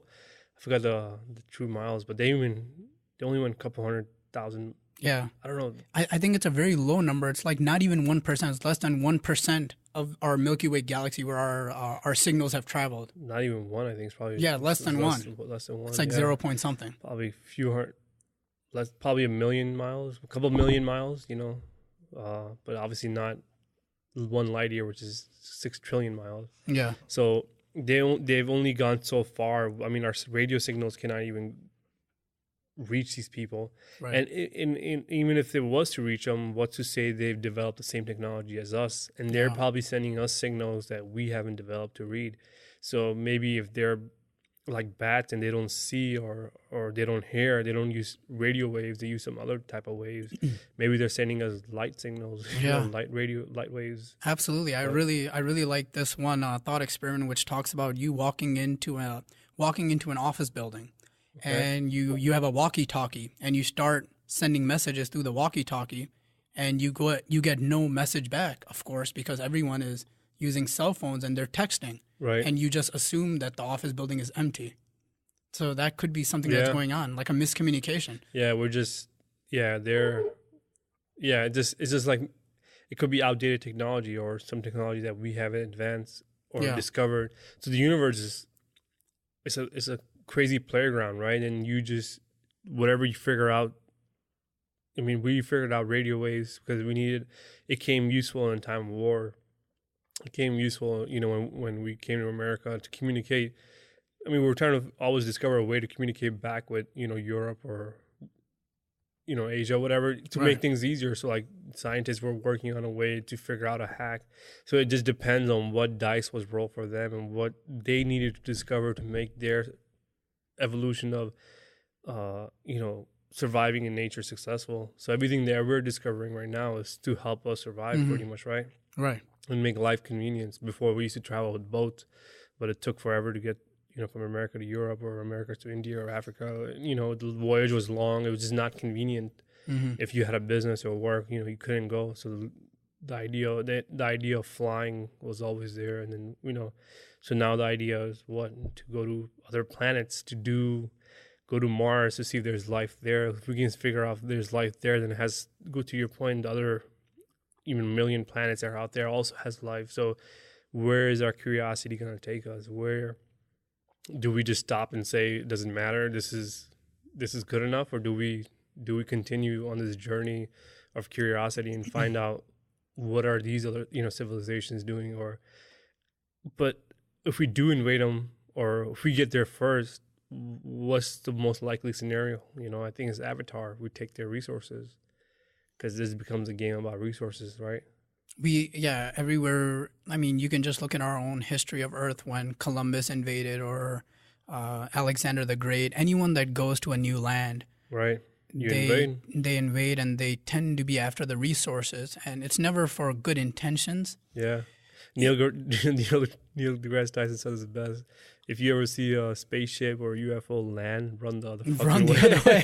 That makes sense. Yeah, why would you even? They're so advanced that there's nothing you can do to kill them, right? There's nothing you can do to fight off. They just flew from a different planet, and their system, their guns, God knows what they just fucking brought on to this fucking world, right? Right, so, right. Like, they can just they can just probably just touch you and just take all your energy out, and now they're get bigger, Yeah. Well, could you ever entertain the idea of there being absolutely no life out there? Hell no. Because it's mathematically impossible, right? No, yeah. I mean, that would be naive to say that we're the only thing. That'd be the big as the universe is. Universe never creates one of anything, and if it does, please tweet to me. I don't even have a Twitter account. Right, please tweet. Because look, so there's always different sides to everything, right? Of course. So there is an explanation. There's one explanation for why we haven't made contact with anyone else. Right. And one of them is that there simply isn't any higher civilization out there. And but that's I know, even though mathematically it seems unbelievable that it's not possible at all, but it's sad why there isn't, though. So what they point to is the Great Filter. Okay. So if you've heard of the Great Filter, it's basically, in this context, it's like a barrier that for some reason life cannot get beyond. Right. Like there might be all kinds of primitive life, but it reaches a point, and that's a great filter. It's like the graveyard of life, and it just can't get past it, and it just obliterates everything beyond it. So it's like some stage in a long evolutionary process that no matter what you do, you cannot pass it. So that would be the great filter. So, but the question is, if you believe that theory, the question is, where in the timeline does that great filter occur? Or where does it kick in, right? Where does it kick in? Are we beyond it? Or is it kicking in name? Or is it in our future, which is fucking scary? Yeah. Mass Effect again. Yeah, so the filter being that you can't surpass this level of information, because this information that you obtain is just too much for one civilization to handle, that it automatically will just undo you, And I think that's and that's what nature is, right? Nature is cruel. It's a bitch. Well, what do you think? Okay, so it's three possibilities. Either we are rare in the universe, we're extremely rare. Right. Either that's why we haven't met anybody else, or we are the first. We're the furthest along in an intelligent civilization species thing, or we are absolutely screwed and the filter is ahead of us. What do you think? I think it's a combination of all of them, right? Because Okay. I feel one that we're not the only life. You know, what is the definition of life? You know, that is anything that has a purpose. You know, we can say bacteria is life. We can say single cell organism is life. You know, so I do feel there's a shitload of them that have to be out there in other planets and whatnot. So that's that. Then two, there's, you know, how evolved these lives are, and then it gets to a point where you know, there's only so many resources left in our local. I mean, our local right now is just our planet. There's only so much resources that we have, and we're abusing the shit out of it, right? So we're already undoing ourselves. So the filter is gonna kick in. So we are, you know, destroying the forests. We are destroying nature. We're polluting the earth. You know, we have this illusion that this resource is infinite, which is not, and it's gonna run out soon. And when it does, everything in nature balances itself back out, right? So we're like cancer, if you will, to Earth. We're just destroying every aspect of it, and now Earth's gonna have a cycle of is gonna try to prevent. Now the Earth's gonna try to survive and live because everything wants to live, and when that cycle kicks in, that could be the filter. That could be filter number one, and filter number two could be us just killing ourselves, you know, with nukes, That's technology, or someone, Yeah. you know, when they created a Hadron Collider or whatever, it creates, like, if it does create a mini black hole, what if our calculations were wrong and it creates a massive black hole and boom, Screwed. you know, but Yeah, that's definitely a filter. No yeah, doubt. that you know, that's going back to how we started with, you know, how a kid fell into the zoo. If anything, it has to be his curiosity kills the cat sometimes, right? So our curiosity of understanding what the universe is undoes us because we figured out something so powerful that we were so young we were like a 4-year-old child, you know, trying to get a closer look at the universe, and we fell in, and now here comes the universe and you know, beats the shit out of us. Yeah, that could totally be. I would say that's definitely a great filter as well, and that would be in our future. Now, what if we are already past it? Now, can you imagine a great filter occurring at the beginning of life itself? What if just life itself is the great filter, and that it's incredibly rare just for life to begin? Because if you think about it, it took billions of years on Earth for life to begin. Right. And we've tried extensively to kind of come up with ways and mechanisms to start life in the lab. And we have not been able to figure out how life begins in the lab. So is it possible that life itself is a great filter? That just for life to emerge is a filter in itself, and that it's incredibly rare? Because that would be nuts. Yeah, I think life won't be rare, but I think consciousness would be rare. I think that's what you're trying to get at, or no? I mean life itself, actually, life itself beginning, because it's we can see on Earth how long it took for it to begin. We can see that we haven't been able to understand how it began on Earth itself. We have no idea how it really began. We can't replicate in the lab. What if that's that miraculous thing that somehow out of some freak occurrence on Earth, life just began? And what if that's the great filter? If that is so, not only is life not rare, we might be the only ones in the universe. It's just a thought, but yeah, it's possible. I mean, I hate... life itself is the filter. I don't know. To me, that's such a trippy thought. Life itself being the filter. But it's hard to see a universe creating one of anything. Yeah. You know, that we can't be the only life. It's just... But, I mean, the fact that we found water in Mars, you know, now we're going to go there. I'm pretty... And most scientists are confident that we will find some bacterial life that resides around that water. Right. You know, it might be a new form of bacteria that we never experienced, or it might be in the local group of bacteria that we have on Earth. It's just too young and naive for us to say that, you know, we're the only one, or we're the only rare life there ever is. I mean, so if going back to the cause and effect and everything is determined, if everything led up to Earth to be where it is, there has to be, like, to your point, other planets that have the same scenario and the same dice was rolling, same particles and molecules, and all those same cases were there, and there would have to be life. But if they're intelligent life is, I think, is the question that I would argue. Right. How intelligent would they be?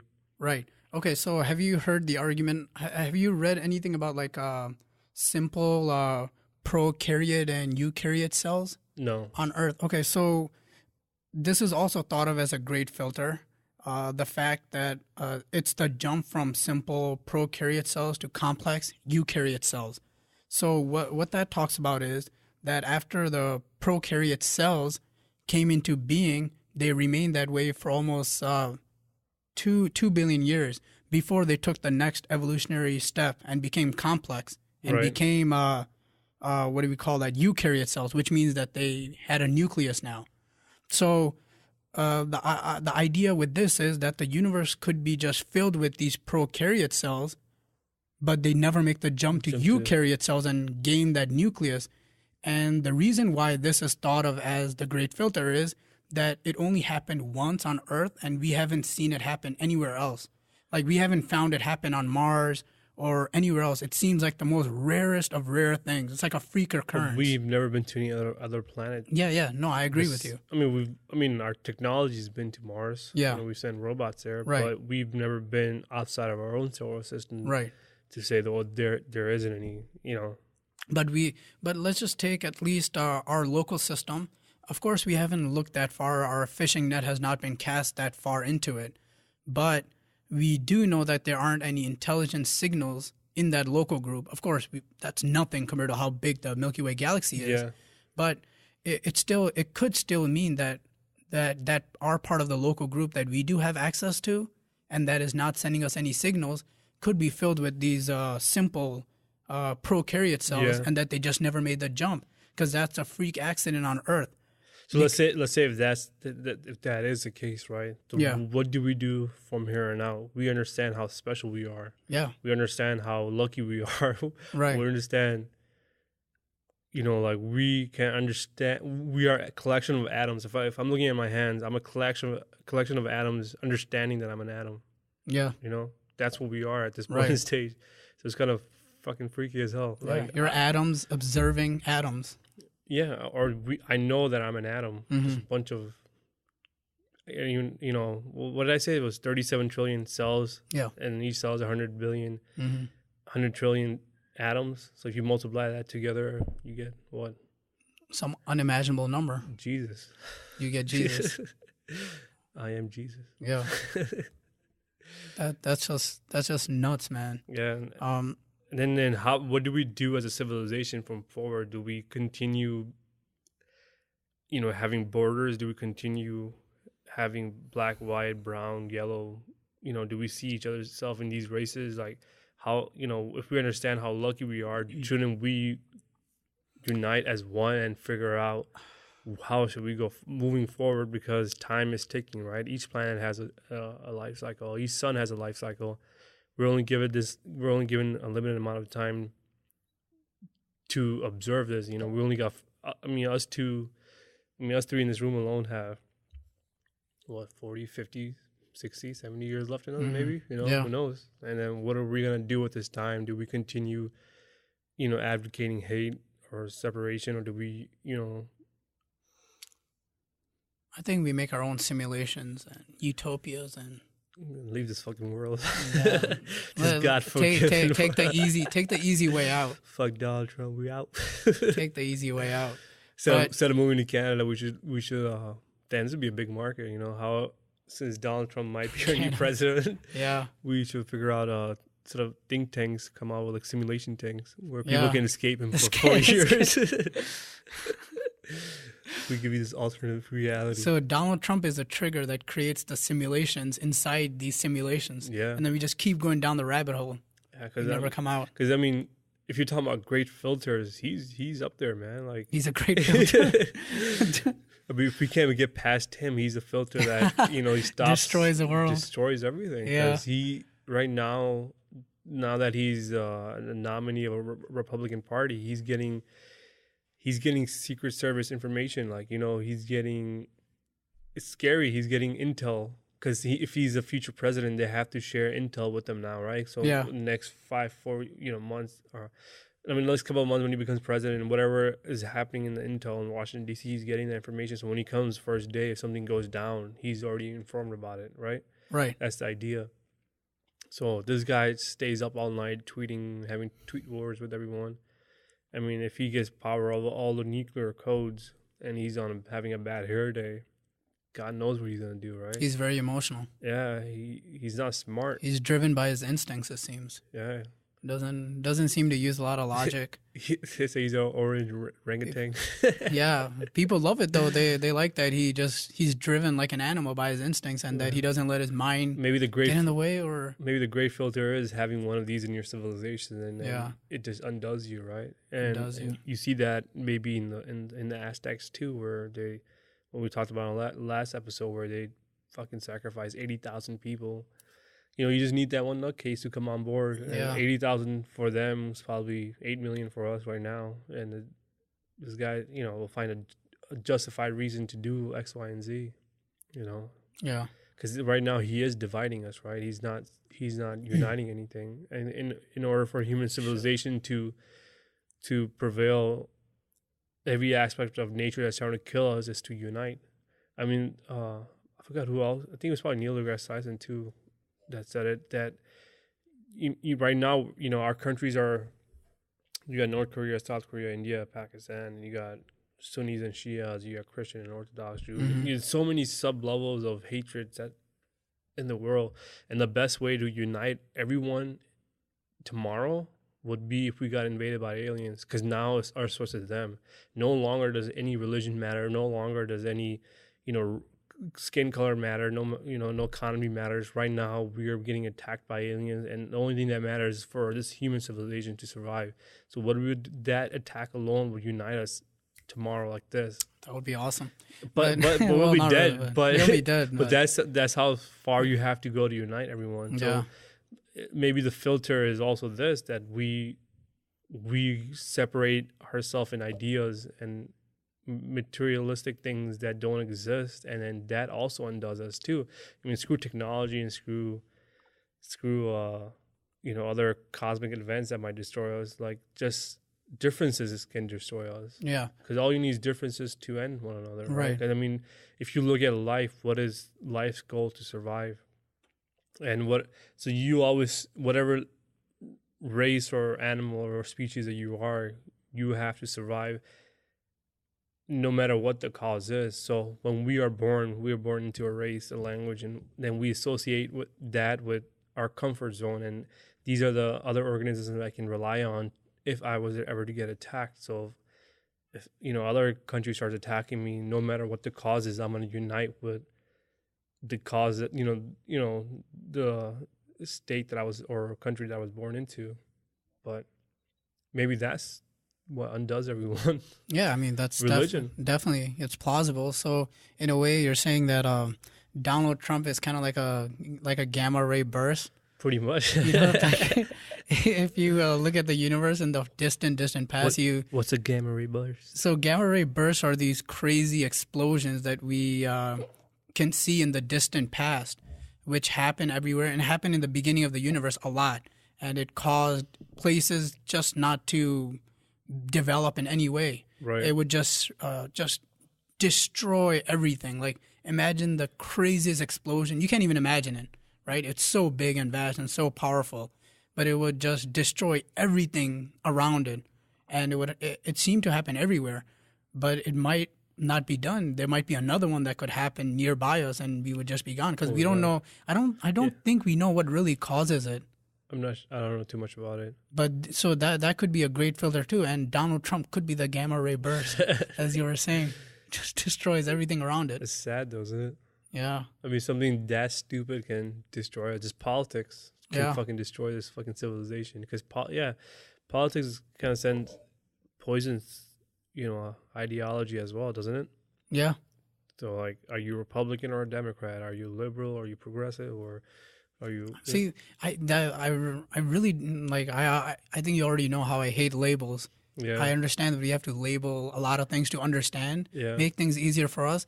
But like, are you Democrat or are you Republican? Doesn't mean like if, for instance, if you're Republican, doesn't mean that you believe every single Republican ideology. Right. You could even be 50-50 on you believe 50% of what Republicans say and 50% of what Democrats say. So how do you label yourself there?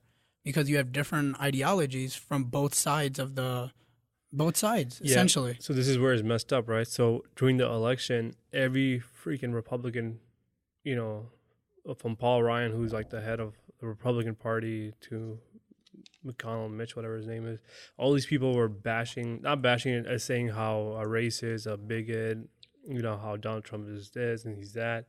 But as soon as he became the nominee, they're all supporting him. I mean, what moral or morality do they have where they understand everything they said? This guy's the worst thing that can happen to the United States. But the fact that is that he's part of their party, no longer that 50-50 matters. They have to back him. Yeah. And majority, it's like a cult, man. Yeah, and they know he's bad for the whole United States, but it's the fact that he's a Republican Party. They rather see him. They rather not say, okay, Democrats, you win this round. They rather not see that happen. They're willing to fuck up the economy, fuck up pretty much everything to not say that we're gonna let Hillary Clinton win. You know, we're gonna go this deep in the rabbit hole and stick with our guts and beliefs, because this is all that matters. And this is where shit goes down the drain, right? Because they don't have curiosity or anything of these information inside of them. They're just lost in this fucking game of politics where power is money and money is power, and that's all they care about. Yeah. What is a political system if not like a cult or religion in a way? You have to believe, just like with a religion, you can't pick and choose. Well, you can, but you're not supposed to. You're supposed to fully believe in your faith, every single thing. Otherwise, you're not exactly what you say you are. Absolute. Yeah. So if you, for instance, if you believe in the Bible or the Quran, you have to take every word literally in a way, and you have to believe everything that's said in there. And it's similar to how if you're a Republican, you gotta back Donald Trump. You gotta believe everything he's saying now. You gotta be behind him because he's part of your cult. And it's funny, like, you know, like the Daily Show or the Late Show. You know, all these people will show like videos of these stupid Republicans are caught in the mix, and they'll ask them, "Do you think Donald Trump is a racist?" And they'll show a racist comment that he makes, and he's like, "I don't think he meant by that." But like, you know, a few months ago, before he was a nominee, they were like, "Yeah, he's a racist. He's that. He's this." But now all of a sudden, I mean, how far do you sell yourself out to ruin everything there is in this world? You know, he could be a devastating factor for the world, just not United States, man. Yeah, I mean, we can go in another war and just, you know, he could be the greatest of great filter there. Right, absolutely. I mean, when politicians do that, it's not surprising in the least to me anymore. Yeah. Because politics is a game. It's not. There's no moral compass there. You're just gonna do what you need to get elected, and you get to stay in the good books of your leaders and your group. That's all it is. It's a game. There's no moral compass. That's the problem. So what happens to our moral compass because we let these things happen? We let them continue. We let these things happen, and to change them, we really need to unite. Right, but what do we do? I mean, we all are so lost in our illusion of life. Everything is so good. We don't want to. No one wants to take the initiative. Yeah. No one wants to be in that cause. They beat the game. They did. They won. At the moment they won. They figured out a way how to make life so easy for us. Like Joe Rogan says, it's so easy to get meat and to get food. Yeah. You know, everything's so easy. You know, I'd rather go watch the NBA Finals tomorrow. It's a big game. You go to work, you come home, you go to the gym. You're busy with your family and everything. I mean, you don't really have time to fight for these causes. Yeah. Nobody does. But if we understand... Unless you're in the game. You got to be in the game if you want to make a change. How do I join this game? To join the game, you got to be a little corrupt. You got to start making deals, making connections, and you got to climb the ladder. But Bernie Sanders didn't do any of that shit. So but he did. That's why he lost. He played it too straight. Yeah. No, but he did have a good impact though. Yeah. But hopefully he's alive. I mean, it's weird. Continue making that impact. Every time I always thought about the Fermi paradox. I always thought about technology and doing this, but it's just could be politics, man. It could be a lot of things. I be a mean, lot of I things. thought, you know, it would be either Mother Nature or technology, but something easy as Donald Trump. Yeah. He's the one that undoes us. So like to continue on Fermi paradoxes, Yeah. you know, like where are these local aliens? And the idea is either they created technology that, you know, destroy themselves, or two, there aren't any, and we're the only lucky son of a bitches. Yeah, which is also possible. So that whole Mass Effect thing with like a crazy like super predator civilization, because that's what kind of Reapers were, right? In Mass Effect, I think you know a little bit Yeah. more. Like how did they? What were the Reapers exactly? They were like the ancient people that figured out all that shit for us, and they were some ancient knowledge, and they were defeated or somehow, but they somehow came back alive, and their idea is just to come on other planets and just use their resources. You know, Okay. they're just a bunch of leeches that just jump on the planet and, right. and just fucking suck out their energy. Another thing is, I don't know if I told you this before, but every time since I work in downtown Chicago, every time I walk by, every building that I see, I always see as a leech. You know, if you really look at how these, you know, why is this downtown area of New York or Dallas, Houston, whatever, in Chicago, San Francisco, why are these giant buildings here? There are just giant resources, or leeches, if you will, that are sucking the energy, information, and resources out of planet Earth. They're just blood sucking. You know, so many deals are being made. I mean, we have the Chicago Stock Exchange is mainly deals with what's the term? But they mainly deal with like stocks, no, not stocks, like food stocks. Mm-hmm. So they do with weather. You can trade weather. You can predict when crops are going to cash in and stuff like that. So all these things are being done, and these buildings are just these human man-made leeches. And if you see them, if they're filled and people are paying their rent, there's deals that are being made. You know, how much food, how many cattle that we got to have next year, how many chickens we got to, you know, keep livestock, how many grains do we need to produce, how many you know, salt that we need to dig up from earth, all these particles that we need to, you know, take from earth and sell it to as a consumer-based product. And so it's just, just going there, it kind of feels dirty now. Like, man, I'm part of this system that's just fucking up the world. Like, you know, we're just giant leeches, and we're sucking, and we're just drawing this Mother Earth, you know, sucking every cell that Earth has left. Right. And eventually, there's gonna be nothing left. Yeah, everything ends. There's no balance. We don't have any balance. It's so hard to create a balance. Where do we the cap off trades? Where do we say each company can only pollute the earth X amount of, you know, tons of, you know, shit in the air? We don't have laws for that. We do, but they're just so fucked up that doesn't. You just pay off people, and you do what you need to do, especially if you're a corporation. Yeah. Man. So like, if we understand how valuable life is, what do we do, man? Like, what do we do going forward? Do we let it continue and say it's not our problem, it's my kid's problem, or no? It's that's the thing. So when you think of problems in the future, like the whole weather problem, climate change, when you realize that it's not going to happen in the next 10 years, not in the next 20 years, but maybe in the next 100 years, you start to be like 50 years. Yeah, or okay, so let's say 50 years. That's not that far out at all. That's our lifetime. Decade. Yeah, a decade goes like this. But once you think about things 50 years ago, I think most people just start to think like it's so far out. We don't need to worry about it right now. We just need to worry about now and maybe the next 10 years. So that's the crux of the problem. We need to start planning for these things right now. And there are intelligent people that are talking about these subjects right now and raising awareness. But the great filter is holding us back. The great filter. You know that just take a step back again, that Reaper thing that you were saying. Yeah. So it seems to go along with the theory that, for instance, if the universe is 13 billion years old, and within 1 or 2 billion years, if you have the universe at a stage where a race could start to develop, like an intelligent species could develop, right?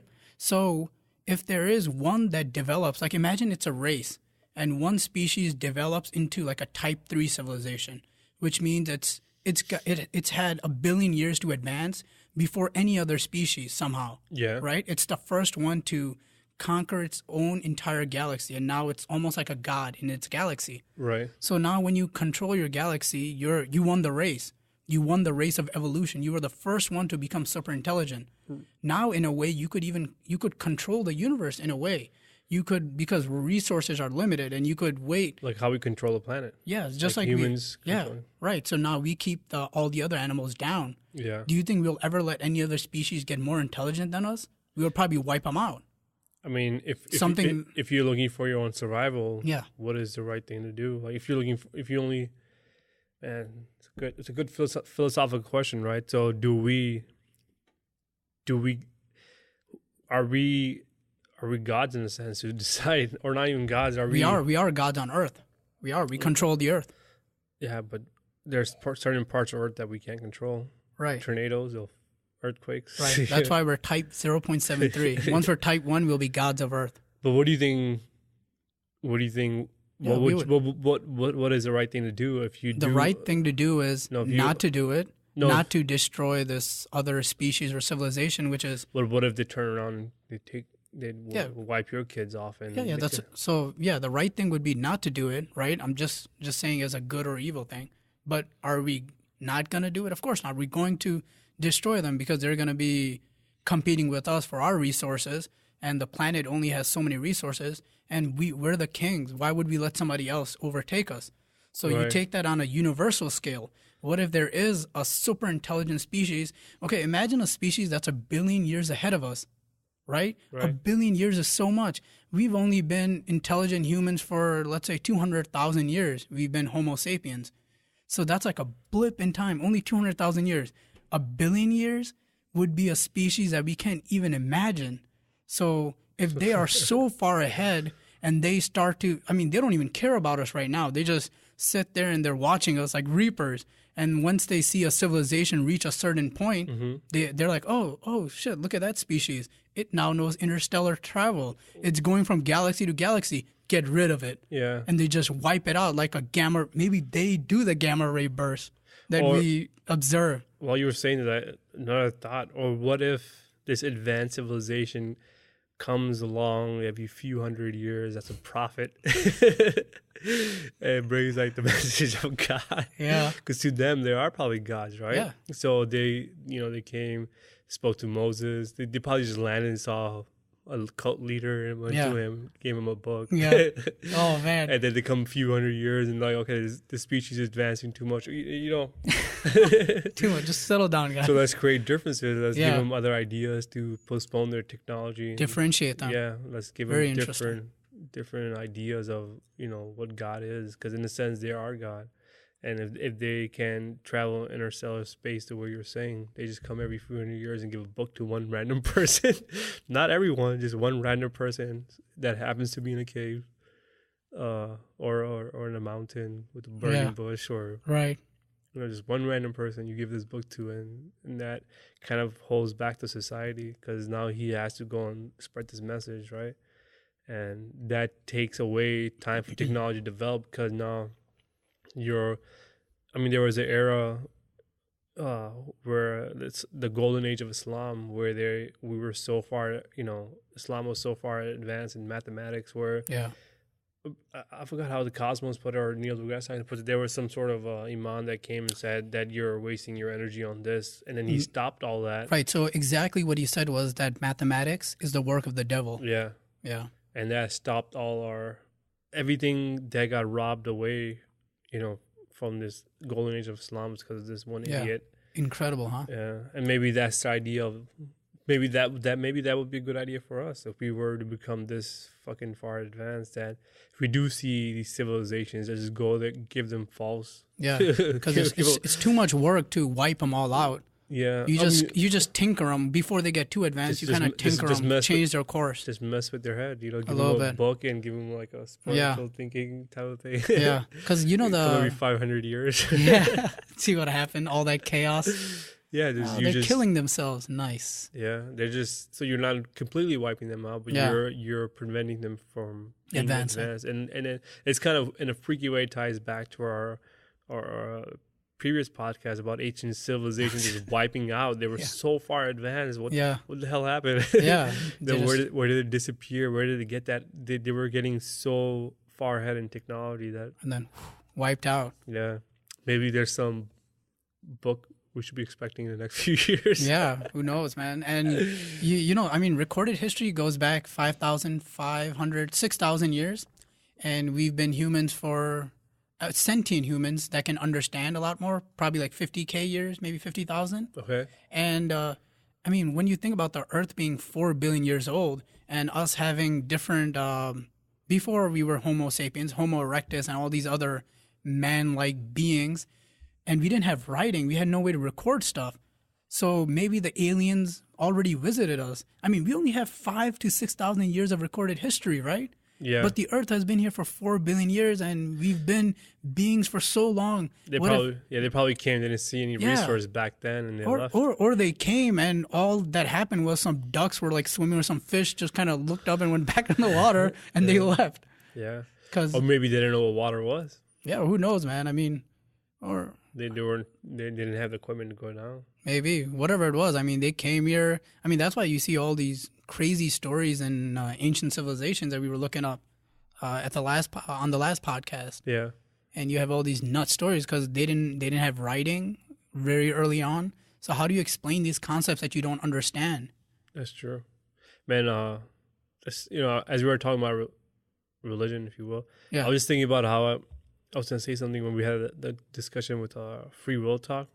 You know, if you do believe in religion, in a sense, you don't believe in free will, because if God knows everything, right? So if God knows, if some guy like Hitler is going to be a mass murderer, right? He already knew that before he was born, right? So what free will did Hitler have? In killing all those things? Or killing all those people, yeah. Just an example of God knows. What free will did he have? If God knows everything, then in a sense your life is already determined. So everything you're saying and doing is already determined. Well, I take the easy way out. Like we talked last time, I think we're going to lead up to a God rather than there being a God already. Right. I think we're going to lead into it. Okay. So, but I don't know, just it's a cool thing to think. If you do truly believe in a biblical God and he's all-knowing, he knows everything. Yeah. So why does he allow it?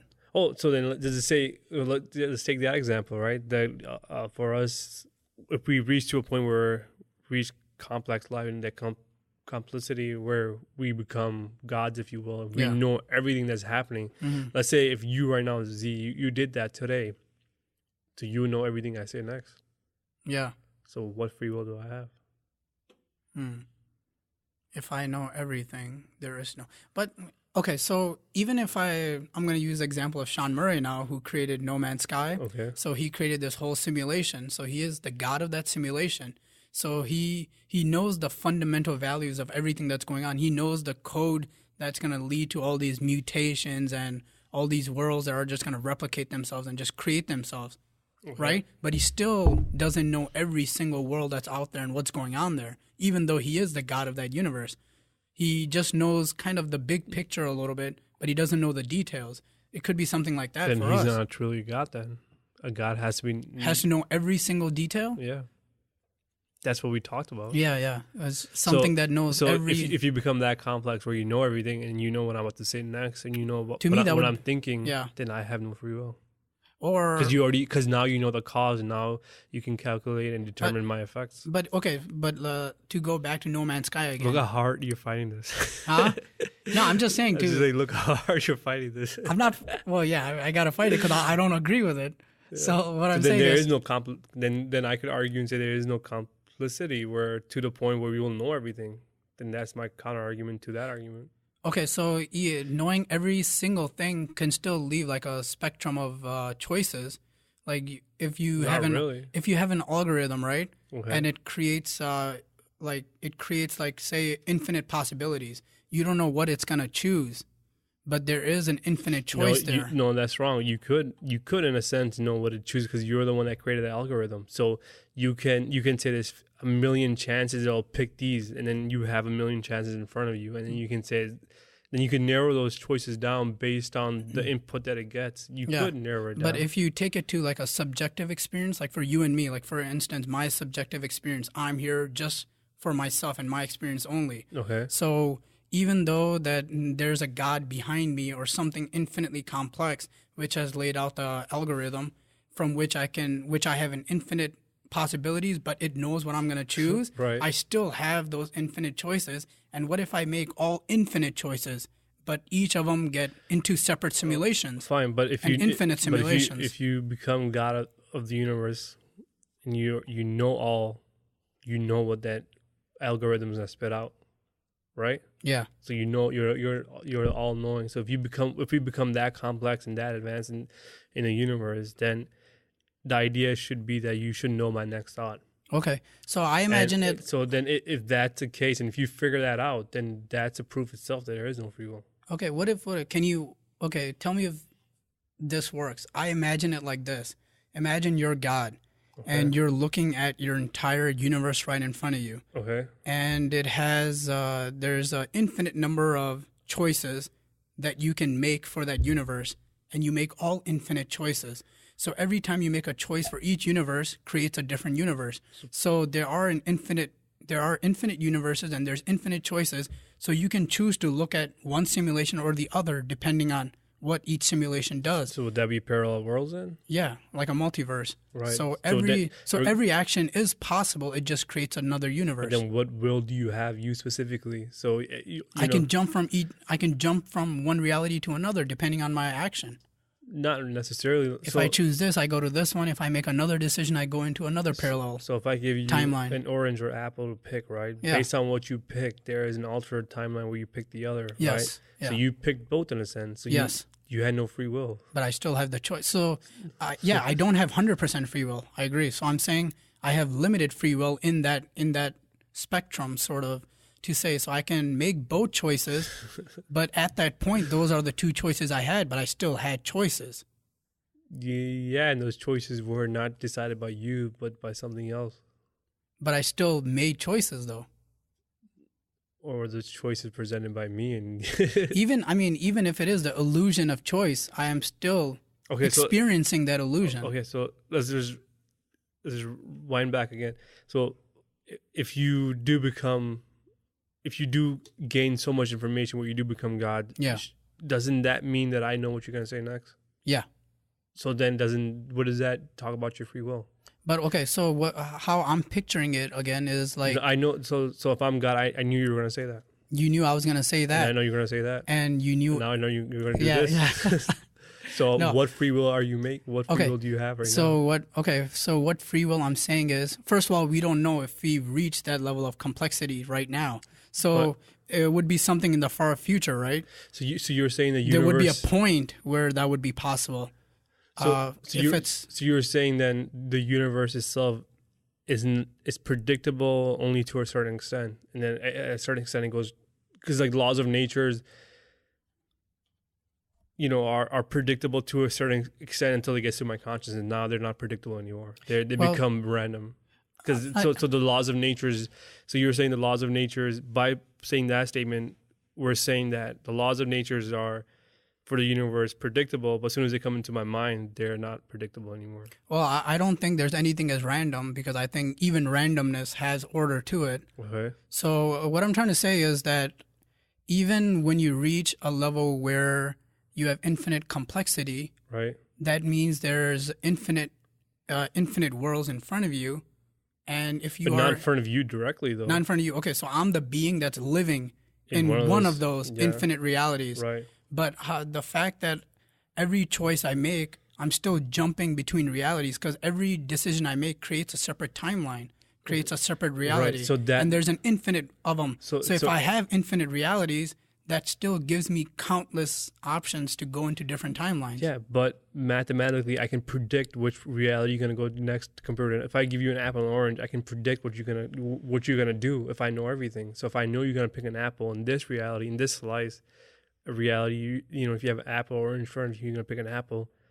I can go and tap into your consciousness. I can do the math and say your consciousness is gonna come to a decision of an apple. Even though you felt that you chose that apple, I already predicted that you were going to pick an apple way before you even knew you were going to do it. Right. Where is your free will? Okay, so that's still Not that's debatable. if that happens, I would be absolutely on the other side then. But that still hasn't been done in the labs yet, so it's still hypothetical. If we do that in the future, absolutely, I'll jump over and I'll be like, yeah, we don't have free will. So if you believe in reaching to the complexity of knowing everything, then that's what everything is. I should know what you're gonna say next, do next, Well, eat next, say next. You know what I mean? Okay, so I like the idea of complexity a lot. We talked about it, Yeah. but I'm not 100% certain that it's the future. It seems like, because it looks like everything is leading to complexity, right? Because we Right. see it. Everything begins primitive, everything becomes more and more complex. But is there possibly a limit to technology? It might be I don't- possible that some things are just impossible. I would disagree, because if the universe is math, then there is a bunch of formulas that are there to figure it out. So I don't think there's a limit to technology. I think there's a limit to entities that understand that technology or that number or whatever. Maybe we can the way the ants cannot comprehend 1 + 1 = 2. It's maybe something in some law of nature we can add up that equals 1 + 1. In that sense. Okay. So the math is there no matter what. It's the same for the laws of the math for us is the same for us, the monkeys, the ants, everyone that lives in this earth. It's the same. Just because they don't understand it doesn't mean it does not exist. Okay. Just because they don't have the technology to not understand it doesn't mean it does not exist. Okay, to me, to me personally, I feel like if we can look at the universe and just look at the observable universe, and then look at how much bigger it is, even outside what we observe, Okay. and if we can say that, hey, we don't know what's outside of our universe, but there's probably something there, and if we can make the assumption, because it is an assumption that the universe is infinite, because we don't know for sure. We don't know for sure. It's not so then it goes back to the cause and effect thing, right? So where the idea that it comes from, where the universe is infinite, because you can see the effects so when you look at a telescope, when you see stars and galaxies, these are effects caused by a cause, right? So then you work your way backwards, and then when you work your way backwards, you're trying to get to the cause that led up to these effects, and then based on those, based on studying those effects, we can come up with a pretty goddamn good prediction that it could be infinite. It's not someone. It could be, yes. It's not someone just saying that. Oh, it is infinite. They're providing math to say why that conclusion is coming from. Because we're working our way back slice by slice. We're seeing the near galaxies fly by, and we're measuring the velocity, and we're measuring how big they are, how much gravitational pull and effects come compared to other neighboring galaxies and stuff like that. And we're trying to unravel the mystery of the universe by working our way backwards, and right now we can say it's going back to a singularity, but also at the time that it expanded, we could also say that's also infinite. So it's just not some random guys like you and me saying, "Oh, it's infinite." No, right? of course. But there is math to and then Okay. the math is so fucking advanced that when I look at those numbers, it doesn't make sense. Right. And I just close this book. Like, it's Right. just too much for me. I'm more like theoretical, I guess. But can we look at something like that? Like you said, the key word was the universe could be infinite. Right. I understand that there's incredible math and everything behind it, Oh, but even then, it's we can the predict. idea. The idea is we can predicting. We can predict that it could be infinite. So- but can we take that correlation and say that, all right, since the universe could be infinite, that means there's no limit to anything, and that technology will keep climbing upwards, and there's no limit. Even Right. technology will become super complex, where it would reach a singularity, or not singularity, but it would reach a point where. Well, wouldn't there be a limit once you understand everything? I mean, once you understand everything there is about the universe, isn't that the limit? Yeah. Like, now you reached everything you're ever supposed to know. Right. Or do you go into another universal limit then? And does it keep going on? The thing is that we don't know, right? But I'm just we don't know. But just thinking would that be the limit? Even if there's another universe and you go above that, Right. is there What a limit of all knowledge? Yeah. Who knows? You know what they say about singularity? So I forgot which podcast I was listening to, but it was funny. Lady. So what they said was singularity is like a really fancy term for scientists just saying we're really fucking confused. We have no idea what happens at this point. Everything breaks down because we can't make predictions anymore. Once you reach singularity, once you read, we don't have enough information to make predictions. Yeah. You know? Right. But I think the idea of researching is to find, you know, like I said, to understand the effects more, to come up with better predictions of that cause. I mean, black hole, we don't know, we've never been inside it, but just based on the effects that it has around it, we can make really good predictions of what will happen to you if you go through it. Right. It's a cause and effect. We live in a universe that's cause and effect. That's all it is. As we talk, we have a cause, and your chemical brain has an effect, and your neurons fire and have a response. And then those could be mathematically predicted what you're going to say next. I can predict if depending on my knowledge and technology that I have, if I put sensors in your head, I can predict what you're going to say next. I can predict what you're going to choose next because you have already mathematically decided in your head, I'm going to say this. And before you even become consciously aware, you know, I just feel, I mean, try this when you go home for 5 minutes to sit down and try to have no thoughts. And then that's your free will decision, right? I don't want any thoughts. Yeah. But then you still continue to have thoughts. Right. Even right now, every single word that's coming out of my mouth, I'm not thinking about it. It's just coming out and it keeps coming out. Just, holy shit, can you stop? It just keeps coming out. And I don't know what the source of it is. I'm almost unconsciously just talking to you in a way right now. You know, there's moments when I stop talking and when you're talking and I get a moment to think about what I'm going to say next. But right now, I'm not thinking at all. I don't know what the source of that information is or that thought. Right. I don't think anyone does. Besides God. But the reason why I brought up that whole limit to technology was because I love the whole complexity theory and everything and leading to infinite complexity. It's one of my favorite things to think about.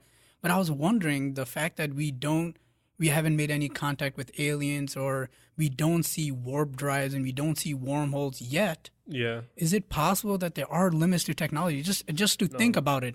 What if there's a limit to technology? What if no matter what we do, we can have billions of years to evolve, but no matter what we do, there are some laws that we cannot break. We cannot go faster than the speed of light. We cannot create wormholes, and there's no warp drives. These things just don't exist, or is everything possible, or is there a limit? That's what I'm wondering. Yeah, because in our local universe, why don't we see that? Yeah. You know, like even like this is I'm pretty sure we watched a video on this. I think you might have linked a video to this, either you or Hasban, where they talked about the fact that Hasban, he's right out there. Was that no? It's not. I know such has-beens. But so the video talked about it gets into the local group and the sad fact that we can never leave the local group because the universe, the way it's made, resources are not that concentrated. They're not in chunks in one place. They're all scattered in, very small packets, and that we don't have enough resources in the Milky Way galaxy to, even if we took all the resources, we don't have enough to travel to another galaxy. Sure. So that's kind of a problem because you need to build a ship possibly that can travel for, say, 4 million light years, right? Yeah. So once you get on that trip, you run out of resources and you're just stuck in the middle of dark nothingness. You're nothing. So is that a limit? And that's why we don't see anybody visiting us from another galaxy because it's not possible. And where it gets even more tricky, as you're traveling to a different galaxy, the space in itself is expanding. Yes. So it's making your trip even harder to reach there. What is 4.5 or 4 million light years away could end up being 5 or 6 because the universe is also stretching. Constantly. And you got to factor that math in. Right. So then even makes it even difficult to get in. And the best example that I ever read about expanding universe is if you imagine that you're cooking a loaf of bread, right?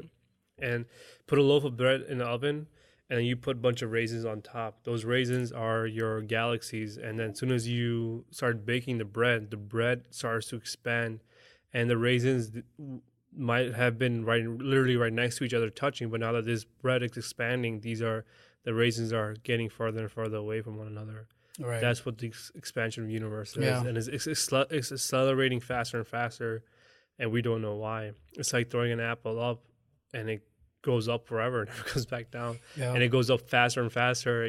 That's the rate of expansion there is, and it gets to the sad part of we're expanding so fast farther away from one another that our other distant galaxies in the future will fade away. We will only see our own galaxy, and our future ancestors, if they were looking at a telescope, they won't be able to see the Big Bang radiation that we see now. They won't be able to see different galaxies that we see now. For them, they will just see completely nothing, and the whole universe for them will just be this galaxy that they see now. Because the bread has expanded so far that the light traveling from other galaxies in the universe can't ever reach us anymore. Right. To a point that this is all there is. That's it. Yeah, and we don't even realize there's other galaxies. We just think we're in a sea of nothingness forever. They might mock us for thinking there was other galaxies right next to us. They're gonna think all these ancient civilizations were so stupid. Just like we look at Zeus and all these things today. They're like, these guys had no idea what they were talking about. Look at these fake artwork that they created, thinking there has to be other. Planet X, what Pluto. Or even Andromeda, or other neighbor galaxies that we have. Those future ancestors will ask, if these things existed, where is the evidence for this, right? Or where these civilizations were on mushrooms, or they're tripping, they saw all these, they looked at their current galaxy and they pictured other galaxies around them. Or these guys were just on some sort of drug and they were tripping balls, and they created these wonderful art images of galaxies all over the place. Right. But that's the future. Yeah. Well, I think we're still very primitive. Just like we look back, like we were talking about people believing in Zeus and all that, and we look back and think of people from a few hundred years ago who thought the Earth was flat, or we were the center of our solar system. And we look at those people and we're like, they had no idea what we were thinking about, or they had no idea what the hell they were doing. Slavery. Yeah, or slavery. How long ago was that? And then you now take 300 years into the future, they might look back at us and be like, these guys had no idea what the hell the brain was. Yeah. My God, they were stupid. And Zoe never understood why we don't have free will. And vice versa. Dude, there's this, I'm sure you've heard like a different version of this story. So Michio Kaku. Kaku? Is he a Michio Kaku? That's his name. I love saying it. And is he a I think, he's a neuroscientist. No, he's a physicist, bro. Is he a physicist? I'm pretty sure. You're probably right. I've been calling everyone a neuroscientist recently. Neil deGrasse Tyson? He's a neuroscientist. God? Astro neuroscientist. But anyway, so he talks about the idea that it's possible that there's advanced civilizations all around us, but we are too primitive to understand them. So he talks about, for instance, take Alexander the Great, and imagine him going on his great conquering missions, and he's about to conquer this place, and there's like this huge anthill, right, with all these ants doing their whole thing, and he just walks right by him, right, because is he gonna stop and like try to help the ants in the anthill? Is he gonna stop and destroy the anthill? No, he would do neither, because he would absolutely give no shits about the anthill, because it's irrelevant, completely irrelevant, Right. So we could be something like that to an advanced civilization. We're here, but they just don't care about us because we're so irrelevant. We're so stupid. We're so primitive in that sense. Fuck. They probably see Kim Kardashian, they run away. Yeah. Or they don't even look at us. They just ignore us. We're like ants to them.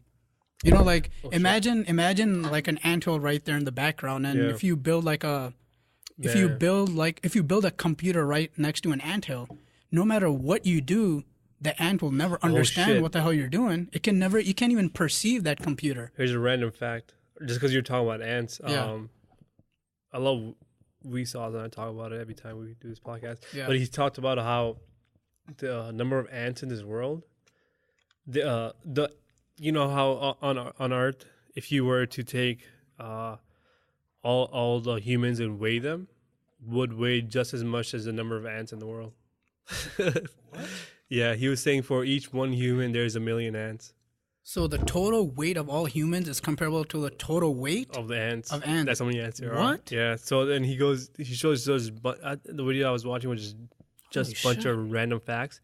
Then he shows like this video of people that study ants. I don't know what the fuck they were, ant experts. So they show how they took this somewhere in Africa. You know, when you see these giant ant hills like you were talking about, what they do is they bring I don't know if it's concrete, but some sort of that substance where they start pouring it down the valves of the tunnels that the ants create, and it took like 3 days for it to finally stop. Where when you pouring it in, it just keeps going in and in and in and what they did was kind of fucked up because they killed the whole civilization. But the idea was to study the civilization, so they pour fucking concrete-like substance down their tunnel, and they kept pouring it until the water started coming back out. Right? Yeah. So now that means it's full. But it took so long. I can't remember the exact days. It took about 2 or 3 days for them to constantly keep pouring this fucking thing, and once they were done. Now what they did was they waited a few days for that substance to turn into solid, and then they came and started digging it up. So now you should, in a sense, see their infrastructure, right? Because now you pour this liquid in, and now it turns into solid. And what they showed was this complex. It was a thing of beauty where they had highways, they had roads, they had these chambers, they had like a big hub where that's the video. What is it called? Giant anthill excavated. Yeah. Wow. Repeat that, Z. So if someone wanted to YouTube it, it's called Giant Hill Excavated. Giant anthill excavated on YouTube? Yeah. Cool. Yeah. That shit is insane, man. He shows that video and they show they keep digging and digging. The more they dig, it gets they're just shocked how vast big this structure is, because it ends up being like something that they thought will be just few feet of radius turns out to be some giant infrastructure of an ant army that has a queen, and everyone has a role. Everyone has it's insane. Like, something that small has a complex universe of their own, and they're living and abiding, law-abiding citizens in their world. Yeah, and here, it was it's very interesting. Wow. That video was a mindfuck of its own. And what was sad, though, was that they destroyed the whole civilization for that study. Wow. But that's crazy. The number of ants on this planet is just equal. They equal the weight of each human being, pretty much. That is an unbelievable fact. I wonder what their philosophers are talking about right now, Yeah. Because their duty is to dig tunnels, bring food, there's army. Since now we have spring and in Chicago, you'll notice that all the ants are coming back out. So if you walk by, just pay attention to like the grasses. You see those ant. As I was walking by my house, I saw a bunch of ant like tunnels that were popping out of nowhere. It was pretty cool because now the weather is good enough for the army to come out and now start gathering food and take it. Because what are they doing for the season? They go gather food and they store enough where they all can live off. Yeah. And when they die, what do they do with them? They bury them or they eat them. I don't know, man. It's cool. As we're talking and having our work, there's a queen. One thing I never understood? Like, who decides in an ant colony who's going to be the queen? Oh, simple. God. Damn. Got him. God got him. But do you ever think about that? Like, the bee colonies, like, who decides who's going to be the queen? Yeah. Like, does the queen come does the queen come first or the civilization? Yeah, what happens? Because the queen is always bigger, right? Yeah. Because for the bees, there's always, like, doing his thing and laying eggs and shit. Right. But where does that giant bee come from? Like, who the fuck lays her? Yeah. What happens? So when the queen dies, where does the next queen? Who decides who's gonna be the next queen? So maybe their characteristics kind of decide just naturally. So if the queen is bigger than everybody else, it just naturally becomes a queen bee. Well, if there's two, if there's two of them, then that's when God comes in and chooses one. That's something cool. I'm gonna look into it. Like, even for ant colonies, like, who decides who's gonna be the queen of ants? Because like when you look at a queen of any insect world, they're a lot larger than any other. Yeah. You know.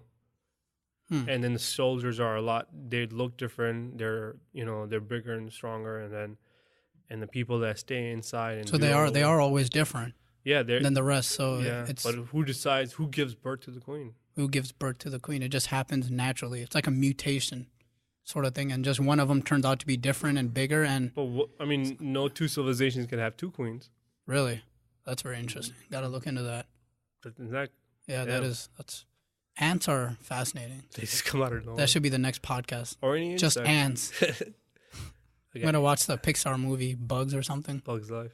Yeah, it's a very good documentary on ants. I believe. Might be wrong, though. Probably. Well, anyway. I'm getting hungry. Yeah, me too. I need to use a washroom as well. Damn. Lots of natural... Free will things are kicking you out. Do you have the will to hold it or what?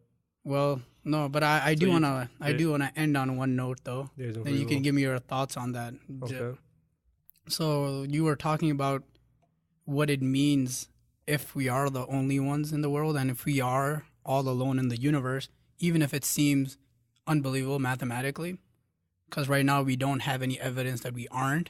Okay. Right? So if that's like, so that would equal 90 to like 100 billion light years of nothing, right? Because that's how big or wide the observable universe is. It would be 13 billion light years across. 30 billion light years. Well, what number do you have? I don't know where I got 90 billion light years of nothing. It was something in the Wait But Why article. I'm not quite sure. I just have 90 billion light years of nothing. Probably should have put more context in there. Well, technically, you could be right because after you go past the 13, it's complete. Yeah. Or maybe it's looking at the radius as well and not just across. I don't know. Yeah. I don't know what it is, but one of the thoughts that I had was that if it makes us that special, if we are that special, then if we let life die on Earth, then there could be no life left in the entire universe. And not just in that moment, life could be gone forever and ever. The lights just turn off. And wait, are you saying life or light? Life. Okay. Oh, yeah, actually, I said both of them. Yeah. So what I said was that the life may be gone forever and the lights just turn off because there's nobody left to experience the universe anymore if there's no life. So, doesn't that make it really important what Elon Musk is doing? He's trying to, because we have to kind of go out into the stars, then we have to spread life into the universe. Right, seeds. Yeah, we have to plant seeds and we have to become like a type 3 civilization. And is it possible that, could this be the very reason why we have consciousness? Because that's the biggest, we should discuss this in the next podcast, maybe, the hard question of consciousness. And why do we experience anything at all? Why aren't we zombies? Right. So I was wondering, is that the reason why evolution created consciousness in a way, so that for a way for the cosmos to know itself, and if we spread out into the universe to continue like knowing ourselves forever and ever until the end of the universe. Right. Man, like most of the things that you just said were. So I went on a trip with my wife last weekend, and this is some of those things that we just talked about, like the seeds of life. What are they? Like what is in nature that causes us to. Our only goal is to spread seeds everywhere. When you look at any living organism, what is the purpose? Is to reproduce. And there's certain plants, or certain fungi. You can look at a mushroom where the cap of the mushrooms, when it's fully grown, the cap starts slowly opening, and when the veil breaks, what does it do? It just shoots out magic, like shitload of spores everywhere. And the idea is for the wind to come pick these spores up and take them and land them somewhere, and now grow this technology somewhere else, and and let that life harvest. And not trying to. I guess everyone's different, but if you look at nature, what do humans do? What is the purpose of sex, right? And when a guy gets finished, like what does he do? He just shoots a random, seeds Yeah. And those seeds, one of them are supposed to give life in that exchange of the sex. So everyone, if you look in the mirror, you are that product of the universe, where the universe saying is, no matter what, throw. Like the other day, my grass in my backyard kind of wouldn't maintain it, so there's a lot of dead spots. Mm-hmm. So I just was taking seeds and I was just throwing them all over the place like grass seeds. And that's what life is, man. Like, the idea is just to take a bunch of seeds and just fucking throw them everywhere and hope that they my hand gestures are just yeah it's comical, but that's what nature is, right? And just fucking just throwing your seeds everywhere. And then if you look at yourself, right, what are you? You're just a sperm that so like the idea of nature, look, this is how brutal nature is, right? So during this I guess it's disgusting for most people to think about it, but when you were being conceived, right, like there was thousands, tens and thousands, not hundreds of thousands of sperms that took off for the race to reach that egg, right? You beat all of them to be here. You said that I wanted to live more than the next sperm did. You said that I want to see and experience a universe than most of your other sperm brothers and sisters did, right? You pretty much jump, whatever you had to do to get here, and you got inside an embryo and you said, okay, fuck, I made it first, and now you're given life, and you wake up and you breathe for the first time. What do you do with this experience, right? Now you're gonna do the same thing. I'm looking at my daughter. This past weekend, we were looking at her, and I was just kind of like putting my hand over her back and just like, man, she wanted to be here more than anyone else, and then looking at myself, I wanted to be here more than my brothers and sisters of that sperm, count, whatever. We all made it. Well, that's what happens when you have triplets, right? Yeah. Three of them making the same damn time, or two of them making the same damn time. Right. But that's how brutal life is. How many of those people that we said would not live because I want to live more? So going back to the Fermi paradox, if we say, I have these resources and then I have to make a decision, does my civilization live? Do I live first? Do I come first before these people? And what nature says is, yeah, you come first. You should take care of yourself first before anything else. So take those resources, take that opportunity, continue living, continue expanding, continue growing. Yeah. What you have is now, and the future is now. Right. And I think in conclusion, the next step is to go out into space and shoot our seeds there. Yeah, just shoot up every fucking... all over. Just have a giant spaceship. Yeah. Shooting seeds. Yeah. Well, should have an army of... Yeah. Excellent. But it's kind of funny, but that's what nature is, man. Like, you can laugh at it, you can Yeah. Well, but start spreading the seed, guys. If you didn't get anything from this podcast, the TLDR is shoot your seeds everywhere you can. Yes. All right. Find a mate. Yeah. And then as a species, go to the stars and continue shooting. All right. Excellent. Aim for the stars, everyone. Aim for the stars. Excellent. Peace.